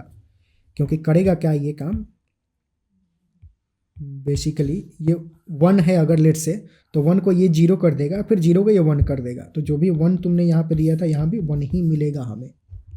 तो 2 बार अगर नॉट गेट लगा दिए तो आउटपुट भी हमें सेम, मतलब वो कैंसिल हो जाता है, सेम ही मिलता है। अगर 0 डालोगे यहाँ पे तो 0 को 1 करेगा, फिर 1 को ये 0 कर देगा, तो यहाँ पे भी 0 ही मिल रहा है, जो इनपुट वही आउटपुट है। ठीक, तो ये चीज़ें समझ में आया, ये चीज़ें कैसे काम करता है ये फील होना चाहिए थोड़ा सा, मतलब प्रॉब्लम सॉल्व करने में ईजी होगा। अच्छा, अब कुछ लॉज हैं इसके, वो ध्यान देंगे। जैसे कि अलजेब्रा में भी होता है कम्यूटेटिव लॉ, एसोसिएटिव लॉ और डिस्ट्रीब्यूटिव लॉ। तो ये क्या बोलता है, जैसे कि ये समझते हैं, जैसे कि अगर 2 और गेट में 2 इनपुट है ए एंड बी, मतलब इसको फोटो से बनाऊँ तो लेट से कोई और गेट है, यहाँ पे ए है और यहाँ पे बी है, तो इसका जो आउटपुट होगा सेम है बी प्लस ए के। मतलब यहाँ पे अगर हम बी दें और यहाँ पे ए दें तो इन दोनों का आउटपुट सेम ही होगा। मतलब एक और गेट में बी और ए, या तो इनपुट दो ए प्लस बी या फिर बी प्लस ए, दोनों का जो आउटपुट होगा दोनों बराबर ही होंगे, तो ये भी दोनों बराबर ही होगा। तो A plus B is same as B plus A. Same apply होता है एंड गेट पे। अगर ये गेट एंड गेट होता, अब मैं इसी को एंड गेट यहाँ पे बना दे रहा हूँ, फिर से ड्रॉ कर ही देते हैं एक बार। लेट से ये 2 इनपुट है, ये एंड गेट है ए बी, और एक दूसरा एंड गेट जिस पे इनपुट बी ए उल्टा है, तो भी मतलब जो आउटपुट होगा दोनों केस में सेम ही होगा। फील भी हो रहा है, उससे कुछ फर्क नहीं पड़ता है। मतलब ये 1 1 है तो आउटपुट 1 होगा, 1 1 है तो आउटपुट 1 होगा। लेट से ये 0 1 है तो यहाँ पे 1 0 होगा, लेकिन आउटपुट तो यहाँ भी 0 होगा और यहाँ भी 0 होगा, तो आउटपुट सेम ही होगा। ठीक, तो ये कॉम्यूटेटिव लॉ होता है, ए प्लस बी और बी प्लस ए, या फिर ए एंड बी और बी एंड ए दोनों बराबर होते हैं। वैसे ही अब बाकी को ये एक्सप्लेन मैं करने जाऊँगा तो बहुत मतलब इरिटेटिंग होने लगेगा। सिंपल याद रखो कि पहले लेट से एक को एक्सप्लेन कर देते हैं, एसोसिएटिव लॉ, इसको एक्सप्लेन करते हैं। ये क्या है कि जैसे कि पहले बोल रहा है कि पहले हम आउटपुट लें बी और सी के बीच में, जैसे कि और गेट है तो पहले बी और सी के बीच में आउटपुट लें और उस आउटपुट को ए के साथ जोड़ दें, तो जो हमें फाइनल आउटपुट मिलेगा वो सेम ही मिलेगा एज ए और बी को पहले हम इनपुट में जोड़ें और फिर जो इसका आउटपुट आए उसको हम सी के साथ लें और फिर आउटपुट निकालें, तो दोनों ही केस में वो सेम चीज़ मिलता है। मतलब जो भी मैं बात बोला उसको ज़रा फिगर से बनाते हैं, ज़्यादा समझ में आएगा। जैसे कि लेट से ये कोई 3 इनपुट है ए बी सी, ए बी और सी। ठीक, ये बोल रहा है बी और सी को पहले और गेट में डालो, तो बी और सी को हम पहले और गेट में डालें और यहाँ से एक आउटपुट लिए और फिर ए का ऐसे लेंगे और फिर फाइनल एक और गेट लगाएं, मतलब बी और सी का हमने ये ले लिया, ये बन गया बी प्लस सी। और बी प्लस सी को ए के साथ और गेट में जोड़ें, तो ए के साथ ये और गेट में यहाँ पे जोड़ें इसको, तो ये हो जाएगा ए प्लस बी प्लस सी, मतलब फाइनल ये हो गया बी प्लस सी और ये ए। तो ये जो चीज़ लिख रखा है उसका कॉरस्पॉन्डिंग डायग्राम ये रहा। दूसरी बात बोल रहा है कि नहीं, पहले तुम क्या करो, अब फ़ोटो में कहाँ पे बनाऊँ, फ़ोटो बनाने के लिए बस ये डायग्राम यहाँ पे डिलीट कर रहा हूँ और फिर से फ़ोटो बनाते हैं कि 3 चीज़ें ए बी और सी, पहले तुम ए और बी में और गेट लगाओ, तो ए और बी में मैंने और गेट एक लगाया, ठीक, आउटपुट लिया, ये बन गया ए प्लस बी, और फिर ये सी रहा, और फिर सी के साथ, मतलब ए और बी का पहले इनपुट ले लिए और फिर सी के साथ एक और गेट लगाएं, तो ये और गेट लगाएं यहाँ पे, तो ये मिलेगा हमें ए प्लस बी प्लस सी। तो दोनों ही केस में जो आउटपुट होगा वो दोनों बराबर होगा, जबकि यहाँ पे हमने और गेट ऊपर लगाया है, यहाँ पे इन दोनों के बीच में और गेट लगाया और फिर दूसरा और गेट लगाया, यहाँ पे पहले ही और गेट लगा दिया था फिर बाद में और गेट लगाया, तो दोनों ही केस में जो आउटपुट मिलेगा हमें सेम ही आउटपुट मिलेगा। तो यही इस का मतलब है। तो एसोसिएटिव लॉ इधर तुम ऐसे सिंपल, तुम्हें ज़्यादा इतना दिमाग नहीं लगाना है, ये तुम्हें समझाने के लिए बस बता दिया। तुम्हें बस इतना ध्यान रखना है कि A plus B, A B C में पहले बी प्लस सी को जोड़ दो या फिर ए और बी को जोड़ के फिर सी को जोड़ो, बात बराबर ही होगा। बस ऐसा इंटरनली प्रॉब्लम सॉल्व करने के लिए ध्यान में रख सकते हो, पर एक्चुअल में बातें ये हो रही है। सेम चीज़ें एंड गेट के साथ, कि पहले यहाँ पे एंड गेट लगाओ बी और सी में एंड गेट, और फिर यहाँ पे एंड गेट लगाओ, या फिर पहले यहाँ पे एंड गेट लगा के फिर यहाँ पे एंड गेट लगाओ, दोनों में सेम ही आउटपुट मिलेगा। तो ये दोनों ही बराबर ही होते हैं, ठीक। तो ये कुछ केस हुआ, तो ये एसोसिएटिव लॉ हो गया। डिस्ट्रीब्यूटिव लॉ अगेन क्या बोलता है कि जैसे कि पहले बी और सी को और गेट से जोड़ो और फिर जो उसका आउटपुट है उसको एंड गेट से जोड़ो। अब इसको समझाने के लिए डायग्राम के तौर पे एक लेते हैं। पहले हम क्या करते हैं, इसका थोड़ा स्क्रीनशॉट, इस फोटो को उठाते हैं। कॉपी कहाँ से होगा भैया, कॉपी, एक पेज ऐड करके, ठीक है। ये जो लास्ट वाला है इसको समझते हैं, ये क्या बोल रहा है, इसमें जो ए पार्ट है वो क्या बोल रहा है कि 3 चीज़ें हैं ए बी और सी। तो ये बोल रहा है कि बी और सी में तुम और गेट लगाओ, ठीक है। तो यहाँ पर हमने एक और गेट लगाया और फिर जो इसका आउटपुट है उसको ए के साथ एंड गेट से जोड़ दो। तो ए के साथ इसका आउटपुट को हमने एंड गेट से जोड़ दिया। अब यहाँ पे जो चीज़ें मिल रहा है फाइनल आउटपुट वो सेम होगा कि ए और बी को पहले एंड गेट से जोड़ो, मतलब ए बी को एंड गेट से जोड़ दिए, और फिर ए और सी को भी एंड गेट से जोड़ो, ए और सी को एक और एंड गेट से जोड़ दिए। फिर इन दोनों का जो आउटपुट आए, इसका आउटपुट और इसका आउटपुट, उन दोनों को और गेट से जोड़ दो, उन दोनों को और गेट से जोड़ दो। तो यहाँ पे जो फाइनल आउटपुट मिल रहा होगा ये दोनों आउटपुट बराबर ही होंगे, मतलब ये दोनों ही गेट सेम ही गेट है। इसका ये मतलब डिटेल एक्सप्लेनेशन हुआ, पर तुम्हारे लिए अगेन उतना नहीं सोचना है। A dot B plus C is what, A dot B plus A dot C, बस ऐसा याद रखो, काम हो जाएगा। सेम है जी ये वाला ही कि ए प्लस बी, मतलब ये और गेट, ये और गेट, और फिर जो दोनों का आया उसको एंड गेट से जोड़ दो, तो फाइनल आउटपुट सेम है जी ये होगा। अब ये कुछ शॉर्ट फॉर्म में दिख रहा है कि मतलब तुम्हें तो लगेगा कि ए को इससे मल्टीप्लाई करो बी से करो, पर ये कुछ क्या आ गया, तो इसको जरा मैथमेटिकल कैलकुलेशन करते हैं। अब यहाँ पे जो बूलियन अलजेब्रा होता है उसका यूज करते हैं, ठीक। उसके लिए मैं इसको खोपचे में लेता हूँ और इसका जरा कैलकुलेशन करते हैं। जो बी वाला पार्ट दे रखा है, बी वाला पार्ट क्या दे रखा है कि ए प्लस, अब इसको तुम खोलोगे मतलब basically A plus B dot A plus C, तो ए को इससे मल्टीप्लाई करोगे, इसको ऐसे ऐसे लिख सकते हो कि A dot A plus C plus B dot A plus C, mathematical वाला दिमाग लगाओगे तो ऐसा आ जाएगा।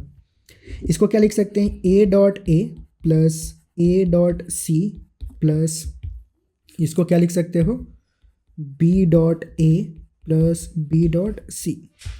यहाँ पे ये एसोसिएटिव लॉ अप्लाई कर सकते हैं, ठीक, ये वाला डिस्ट्रीब्यूटिव लॉ, सॉरी। यहाँ पे इसको ऐसे लिख सकते हो, इस वाले मसाला को ऐसे लिख सकते हो, इस वाले मसाला को ऐसे लिख सकते हो, ठीक। अब ये सारा मसाला खुल रहा है, लेकिन यहाँ पे तो ये सब सिर्फ ये दे रखा है, ये कैसे दे रखा है जरा ये समझते हैं। तो ए डॉट ए जो होगा वो ए के बराबर ही होगा, ये हमें पता है, आइडेंटिटी लॉ हमने पहले पढ़ा था। कहाँ पे पढ़ा था, ए डॉट ए जो होता है वो ए के बराबर ही होता है, तो ये जो होगा वो ए बन जाएगा, ठीक। अच्छा, प्लस ये ए डॉट सी प्लस, अच्छा बी डॉट ए को हम ए डॉट बी लिख सकते हैं, ए बी डॉट ए को ए डॉट बी लिख सकते हैं, कम्यूटेटिव लॉ अभी जस्ट पढ़ा, ए डॉट बी या बी डॉट ए दोनों सेम ही है, प्लस बी डॉट सी, ठीक। अच्छा, अब इन तीनों को जरा अगर ध्यान से देखोगे, इन तीनों को, इसमें से अगर हम ए कॉमन ले लें तो क्या मिलेगा, ए कॉमन ले लें तो 1 प्लस, मतलब ए कॉमन लें तो बाकी सब चीज़ें डॉट में जाएंगी, 1 प्लस सी प्लस बी, और यहाँ पे बी डॉट सी, ठीक। ये बन जाएगा ए डॉट 1 ए डॉट सी, और ये बन जाएगा ए डॉट बी, ठीक। अच्छा, अब ये चीज़ें बनेगा। अब इसमें देखो, ये वाले मसाले पर ध्यान दो, इसमें क्या है, 1 प्लस सी प्लस बी, हमने देखा ये सारे और गेट से जुड़े हैं। और गेट में अगर कोई एक, मतलब इसको ऐसे कर सकते हो, पहले ये दोनों, फिर जो आएगा उसको इसके साथ दे सकते हो। और गेट में 3 इनपुट नहीं देते हैं, 2 ही इनपुट देते हैं, पहले तुम कोई भी 2 कंसीडर कर सकते हो। जैसे ये 2 और गेट पहले करें तो ये 1 प्लस सी किसके बराबर होता है, 1 के बराबर होता है, क्योंकि और गेट में कोई भी एक इनपुट अगर 1 है तो हमेशा ही आउटपुट 1 मिलेगा। ये भी हमने पढ़ा है एक्चुअल में, मतलब यहाँ पे 1 प्लस ए जो होता है 1 के बराबर ही होता है, तो 1 प्लस सी जो होगा 1 के बराबर होगा, और फिर जो 1 आएगा 1 प्लस बी जो होगा वो 1 के बराबर ही होगा। तो ये फाइनल सारी चीज़ें 1 के बराबर ही होगा। तो ए डॉट 1 जो होगा वो सिंपल ए बन जाएगा, और plus B C, B dot C, मतलब वो वाला बी सी नहीं, तो ये पूरा का पूरा मसाला बेसिकली 1 बन जाएगा, तो ये ए का ए हो जाएगा, और plus B C, B dot C यहाँ पे हो गया, ठीक।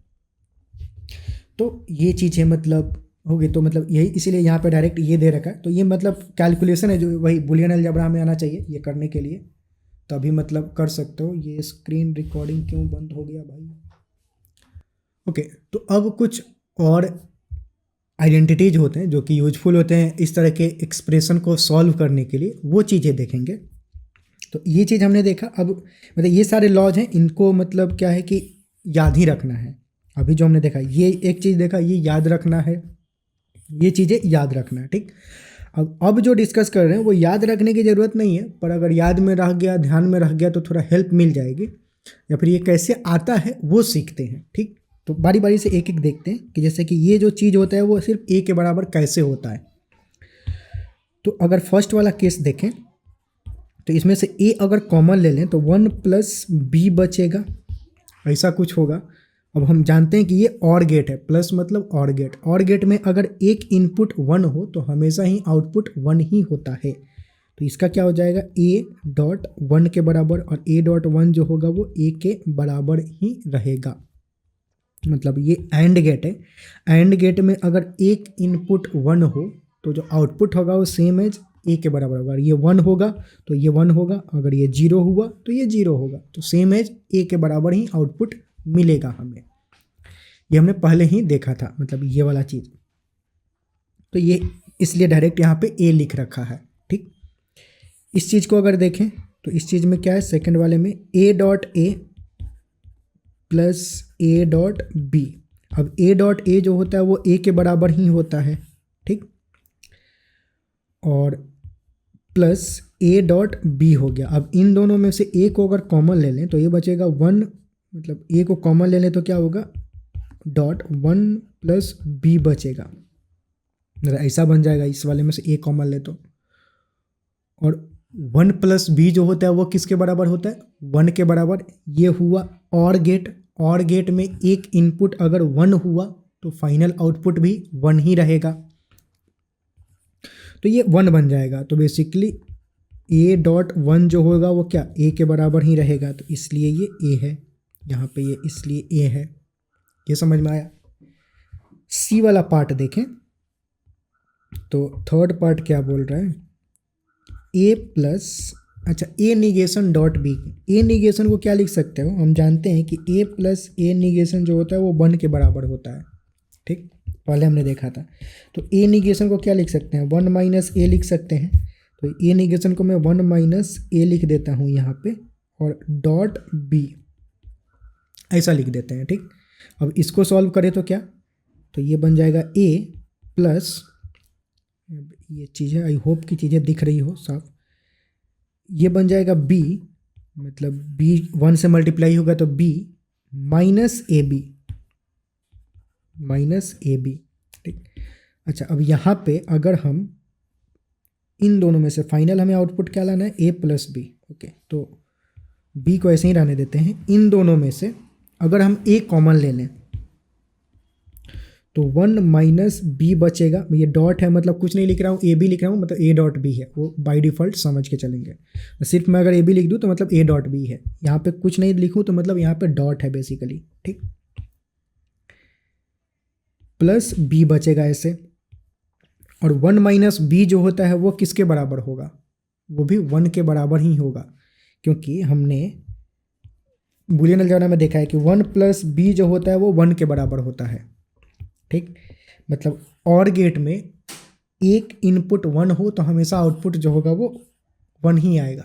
अगर हम b को उधर भेज दें तो ये चीज़ ऐसे ही भी तो लिखा जा सकता है, 1 equal to A minus B, तो ए माइनस बी जो होगा वो भी 1 के बराबर ही होगा। तो ये 1 माइनस बी जो होगा वो ए बन जाएगा और ए प्लस बी हो जाएगा ये, ठीक।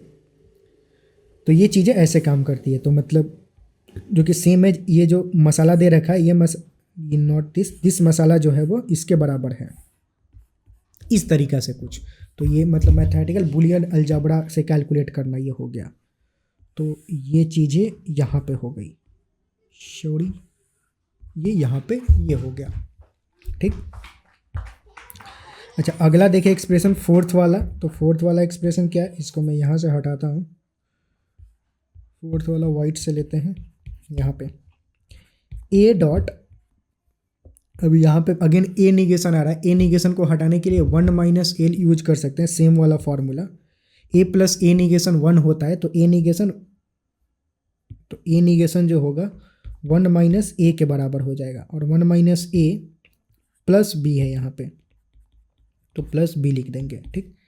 अब इसको ज़रा मल्टीप्लाई करें तो क्या, अब again A minus A dot A plus A dot B ऐसा बनेगा कुछ, ठीक।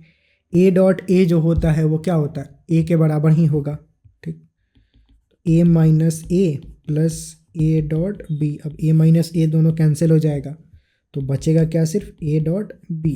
तो ये जो मसाला है, ये जो मसाला है किसके बराबर है, सिर्फ ए डॉट बी के बराबर है, ठीक। पेशेंस के साथ सारी चीज़ें समझेंगे, थोड़ा टाइम लग रहा है इसमें, पर ये टाइम वर्थ इट है, थोड़ा इसमें टाइम लगाना पड़ेगा। एक बार चीज़ें आसान है, बस एक बार समझ जाओगे तो सॉल्व करना काफ़ी ईजी हो जाता है, ठीक है। अगला देखते हैं ये वाला चीज़ कि मतलब ये जो मसाला है वो इस मसाले के बराबर कैसे हो गया। अब इस वाले केस में इधर वाला लंबा चौड़ा है, तो हम इस वाले मसाले को इधर से इक्वेट करेंगे, इधर से शुरुआत करते हैं, RHS से शुरू करते हैं और उसको LHS से इक्वेट करते हैं, ठीक। उसके लिए क्या, अगर मल्टीप्लाई करते हैं, फिफ्थ वाला केस, तो फिफ्थ वाले केस में क्या बोल रहा है कि A plus B dot A plus C, तो इसको मल्टीप्लाई करें ए से, तो A dot A plus A dot C ऐसा बनेगा। तो इसको मैं ऐसा लिखूँ, A dot A plus C plus B dot A plus सी,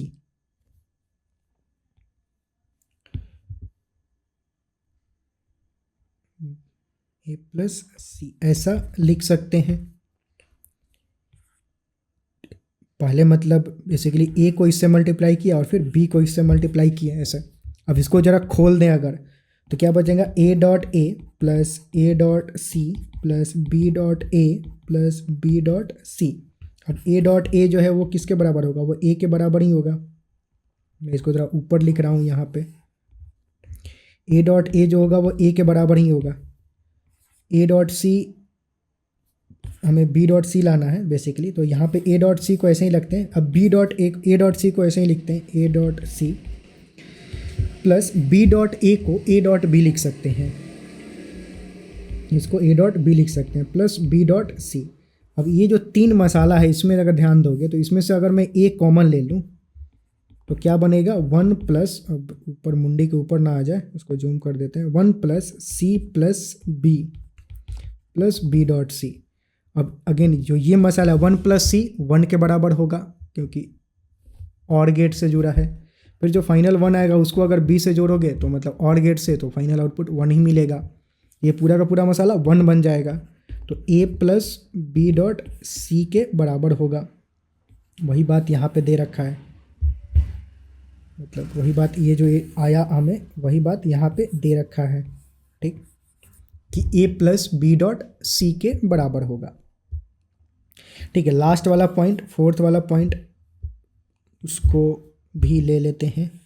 इसके लिए अलग एक पेज ले लेता हूँ, तो इसको जरा स्क्रीनशॉट यहाँ से लेते हैं, टेक स्क्रीनशॉट, जो लास्ट वाला पॉइंट है उसको प्रूफ के लिए। यहाँ पे क्योंकि रायता फैल चुका है पूरा, मतलब तो अगर यहाँ पे लें इस पॉइंट को, तो इसमें क्या बोल रहा है, अब इसमें क्या करते हैं कि लेट से इस वाले चीज़ को फैलाते हैं और देखते हैं वो इसके बराबर होना चाहिए। तो इन सभी चीज़ों को फैलाते हैं, इन सभी चीज़ों को फैलाएंगे तो कैसे फैलेगा ये, ए निगेशन। अब निगेशन को हमें कन्वर्ट करने की ज़रूरत नहीं है क्योंकि RHS में भी निगेशन है, तो उसको छोड़ सकते हैं ऐसे ही। A negation dot A plus C plus B dot A plus C. अच्छा, अब ए निगेशन डॉट ए, इसको खोलें, A negation dot C plus B dot A plus B dot C, ऐसा हो गया। अब ए डॉट ए और ए का निगेशन वो क्या होता है, 0 के बराबर होता है बेसिकली वो, क्योंकि अगर ये 1 हुआ तो ये 0 बन जाएगा, तो आउटपुट क्या होगा, 0 मिलेगा। अगर ये 0 हुआ तो ये 1 बन जाएगा, आउटपुट क्या मिलेगा, 0 मिलेगा। ये हमने पहले भी देख रखा है। ए और ए का निगेशन का एंड गेट के साथ जोड़ोगे तो फाइनल आउटपुट हमेशा ही 0 मिलेगा। तो ये 0 बन गया पूरा। अगर ये चीज़ें समझने में प्रॉब्लम हो रही है तो वीडियो को पॉज करके थोड़ा खुद से सोच सकते हो कि इसका क्या होगा। इसके पॉसिबल क्या है, 2 चीज़ें पॉसिबिलिटी है, ये या तो 0 हो नहीं तो 1 हो, नहीं तो 1 हो, ये या तो 0 हो नहीं तो 1 हो। अगर 0 हुआ तो इधर वाला क्या बन जाएगा, 1, ये 1 हुआ तो इधर बन जाएगा 0, 0 1 का एंड गेट के साथ 0 होगा, 1 0 1 के साथ एंड गेट के साथ 0 होगा, तो आउटपुट हमेशा 0 ही मिलेगा। तो इसका जो आउटपुट होगा हमेशा 0। A negation dot C plus B dot A plus B dot C. I hope कि यही चीज़ें दे रखा है यहाँ पे। ये तो 0 हो गया तो ये ख़त्म। ए डॉट सी मतलब बेसिकली ये ख़त्म नहीं हुआ, और गेट के साथ है। 0 का अगर और गेट के साथ डालोगे तो चीज़ें जो होता है वो सेम एज दूसरा इनपुट जो उसी के बराबर होगा। तो दिस दोनों को अगर मर्ज किया जाए तो this is same as A negation dot C, क्योंकि और गेट में प्लस है तो और गेट में एक इनपुट अगर 0 हो तो जो फाइनल आउटपुट होता है वो सेम एज दिस इनपुट के बराबर होगा। तो ये ए डॉट सी के बराबर ही होगा, ठीक। अच्छा, बी डॉट ए है तो यहाँ पे B dot A, B dot C same, B dot A plus B dot सी।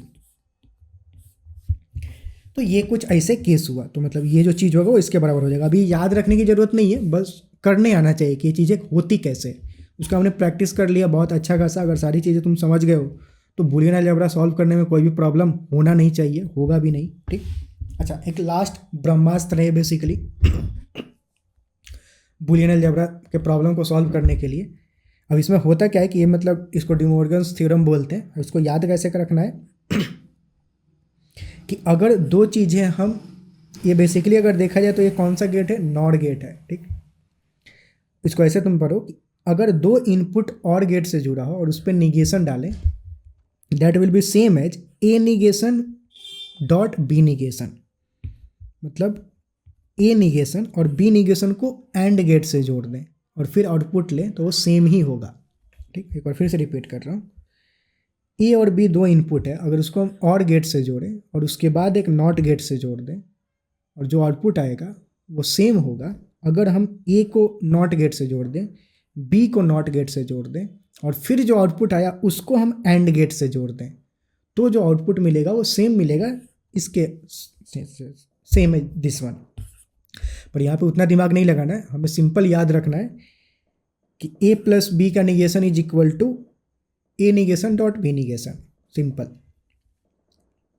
वैसे ही ये वाला क्या, ए डॉट बी का निगेशन जो होगा वो A negation plus B negation हो जाता है। मतलब यहाँ पे निगेशन जो होता है वो इंडिविजुअल पे आ जाता है और ये साइन चेंज हो जाता है, प्लस है तो डॉट हो जाता है, डॉट है तो प्लस हो जाता है। ये सेकंड डी मॉर्गन थ्योरम। तो ये डी मॉर्गन थ्योरम याद रखना है, ये प्रॉब्लम सॉल्व करने में काफ़ी हेल्प होता है, ठीक। मतलब कहीं भी नॉट गेट लगा देते हैं तो उसका फाइनल आउटपुट क्या होगा वो कैलकुलेट करना काफ़ी ईजी हो जाता है इससे, ठीक।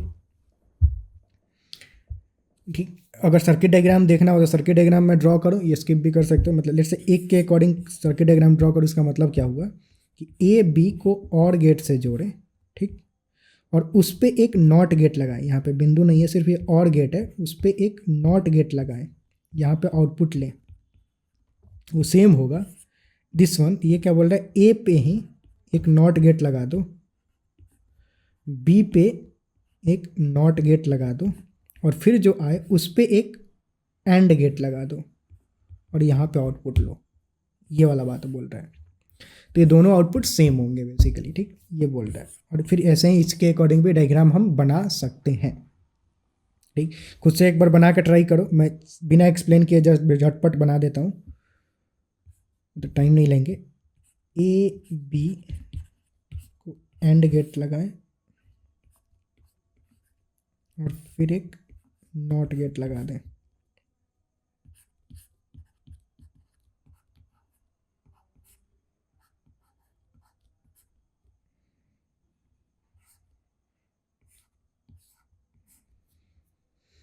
तो ये दोनों ही आउटपुट सेम होगा, ये इसके कॉरेस्पॉन्डिंग और ये इसके कॉरेस्पॉन्डिंग, ठीक।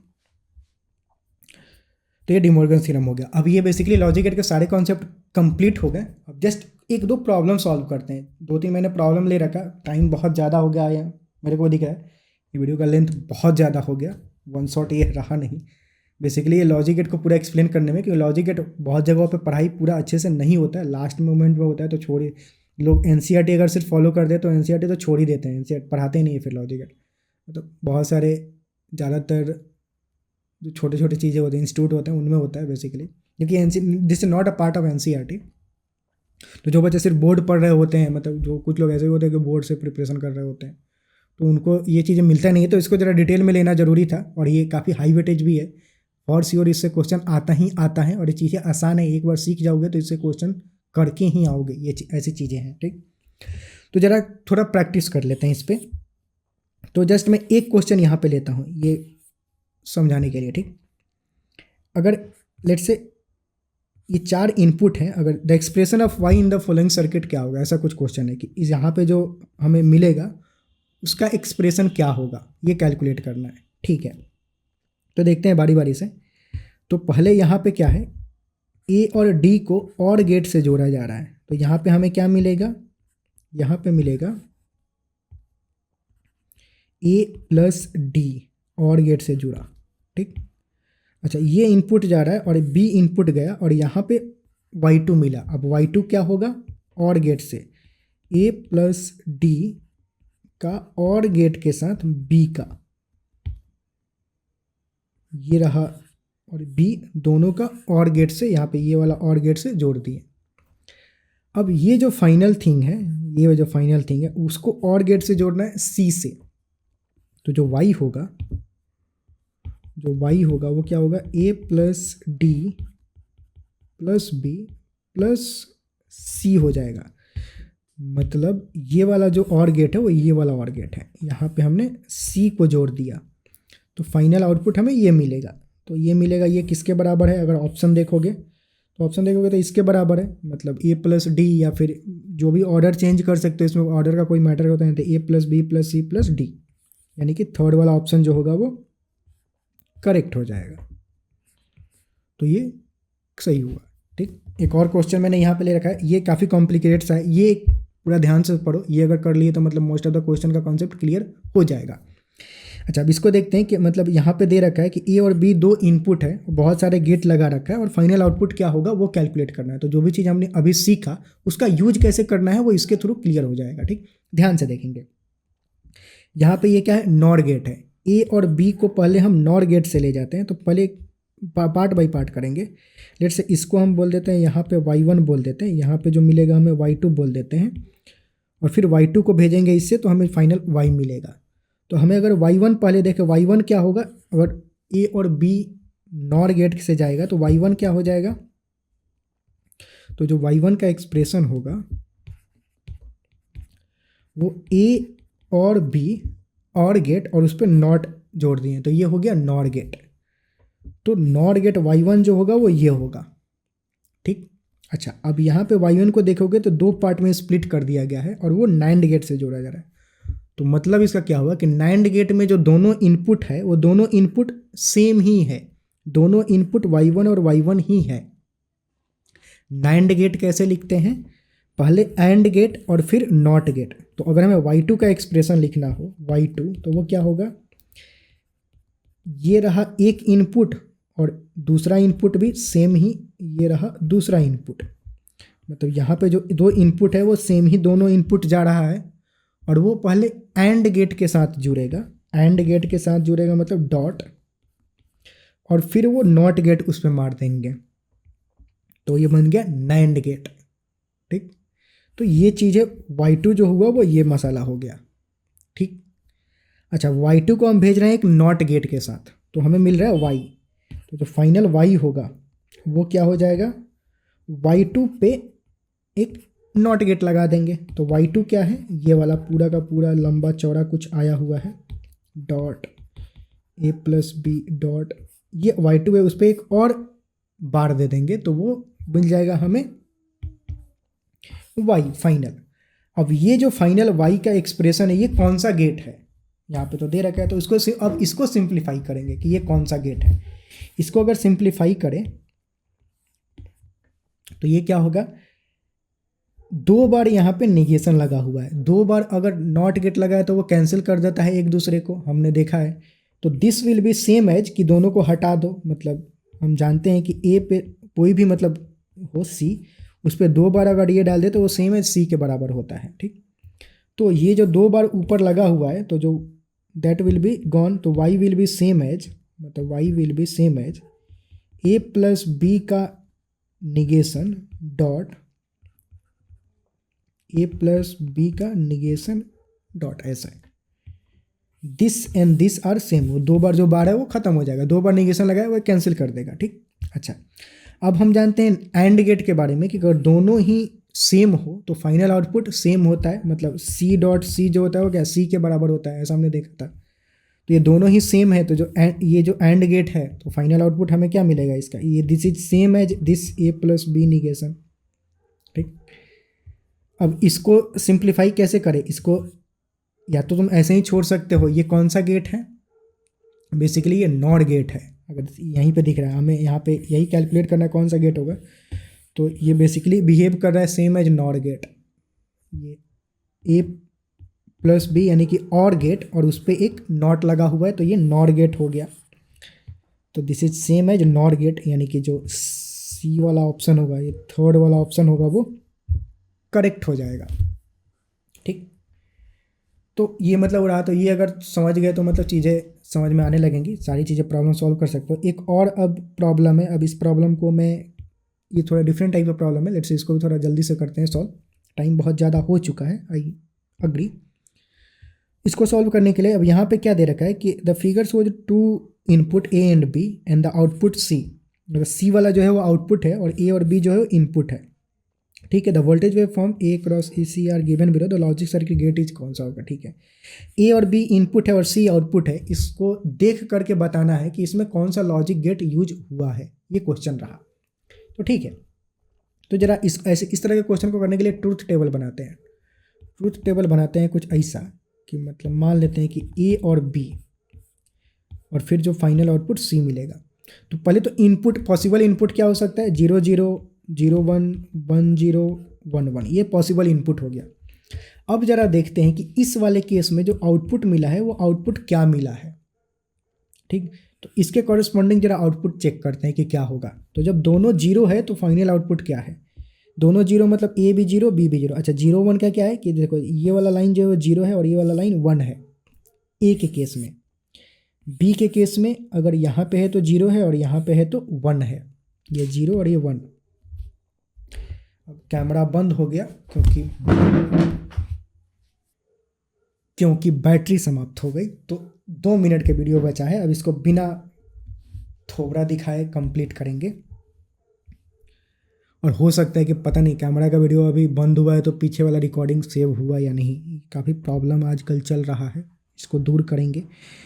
पर अभी यहाँ पे देखते हैं, तो अगर ये जीरो समझते हैं बस इसको ऐसे, तो जीरो जीरो अगर ये है तो जीरो जीरो मतलब सी के लिए ये वाला लाइन जीरो है, ये वाला लाइन वन रहा। ठीक, तो ये जीरो जीरो तो जीरो जीरो, तो इसके कॉरेस्पॉन्डिंग आउटपुट क्या है, जीरो ही है। तो जो सी है यहाँ पे जीरो है, मतलब ये आउटपुट या इसके कॉरेस्पॉन्डिंग जीरो है। ठीक, ठीक है, इसके कॉरेस्पॉन्डिंग देखें तो क्या, ये यहाँ पे ए जीरो और बी वन, ए जीरो और बी वन, ये सही रहा। तो ये वाला जो पार्ट है वो ये है ए जीरो बी वन, इसके कॉरेस्पॉन्डिंग आउटपुट क्या है, वन आउटपुट है।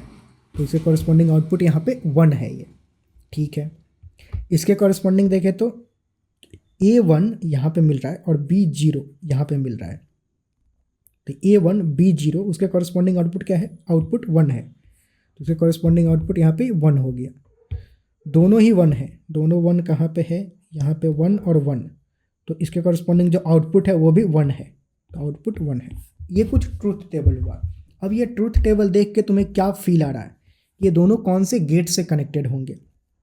सीधा दिख रहा है कि मतलब देखोगे तो दोनों में से कोई भी अगर एक है तो फाइनल आउटपुट वन हो जा रहा है, दोनों जीरो है तभी जीरो है। ये किसका प्रॉपर्टी है, और गेट का। और गेट में ऐसा होता है कि दोनों में से कोई एक अगर वन है तो फाइनल आउटपुट वन हो जाएगा। मतलब और गेट मतलब थर्ड वाला जो है वो करेक्ट हो जाएगा। तो इसमें मतलब सी ऑप्शन ये करेक्ट हो जाएगा। ठीक, तो बस इसमें इतना ही। अब इसको थोड़ा डिटेल में लेना ज़रूरी था लॉजिक गेट एक्सप्लेन करने के लिए। आई होप की चीज़ें समझ में आई होगी। क्या फीडबैक रहा ज़रूर नीचे कमेंट में बताओ, और मिलते हैं अगले वीडियो में। थोड़ा वैसे भी नहीं दिख रहा है, थोड़ा दिखाने के लिए फ़ोन के कैमरा से रिकॉर्ड कर सकते हैं। 1 मिनट, फ़ोन भी डेड हो चुका है, यहाँ भी नहीं होगा, लैपटॉप के कैमरा से रिकॉर्ड करना होगा थोड़ा। कोई नहीं, थोबड़े की ज़रूरत नहीं है, सफिशिएंट थोबड़ा दिखा चुके हैं। तो वीडियो को समाप्त करते हैं यहाँ पे। क्या फीडबैक रहा वो जो कमेंट में ज़रूर बताना है। वीडियो बनाने में बहुत सारे एफर्ट्स जाते हैं, तो समझ में आना चाहिए कि जो भी जनता देख रही है उसको समझ में आ रहा है कि नहीं। अगर आ रहा है तब भी बताओ कि समझ में आ रहा है, नहीं आ रहा है तो भी बताओ कि नहीं आ रहा है, क्यों नहीं आ रहा है वो भी बताओ। अगले वीडियो में उसको मॉडिफाई करी जाएगी। आगे कौन से चैप्टर्स चाहिए वो बताओ। कुछ 1-2 बच्चे, ज़्यादा लोग तो फॉलो कर नहीं रहे हैं, जो भी लोग फॉलो करें उसमें से किसी एक बालक ने बोला था कि वेब ऑप्टिक्स बताने मतलब नेक्स्ट लेने के लिए, तो जो नेक्स्ट चैप्टर होगा इसके बाद वेब ऑप्टिक्स ही होगा। वेब ऑप्टिक्स के बाद अगला चैप्टर कौन सा चाहिए वो भी नीचे कमेंट में बताओ कि अगला चैप्टर क्या होगा।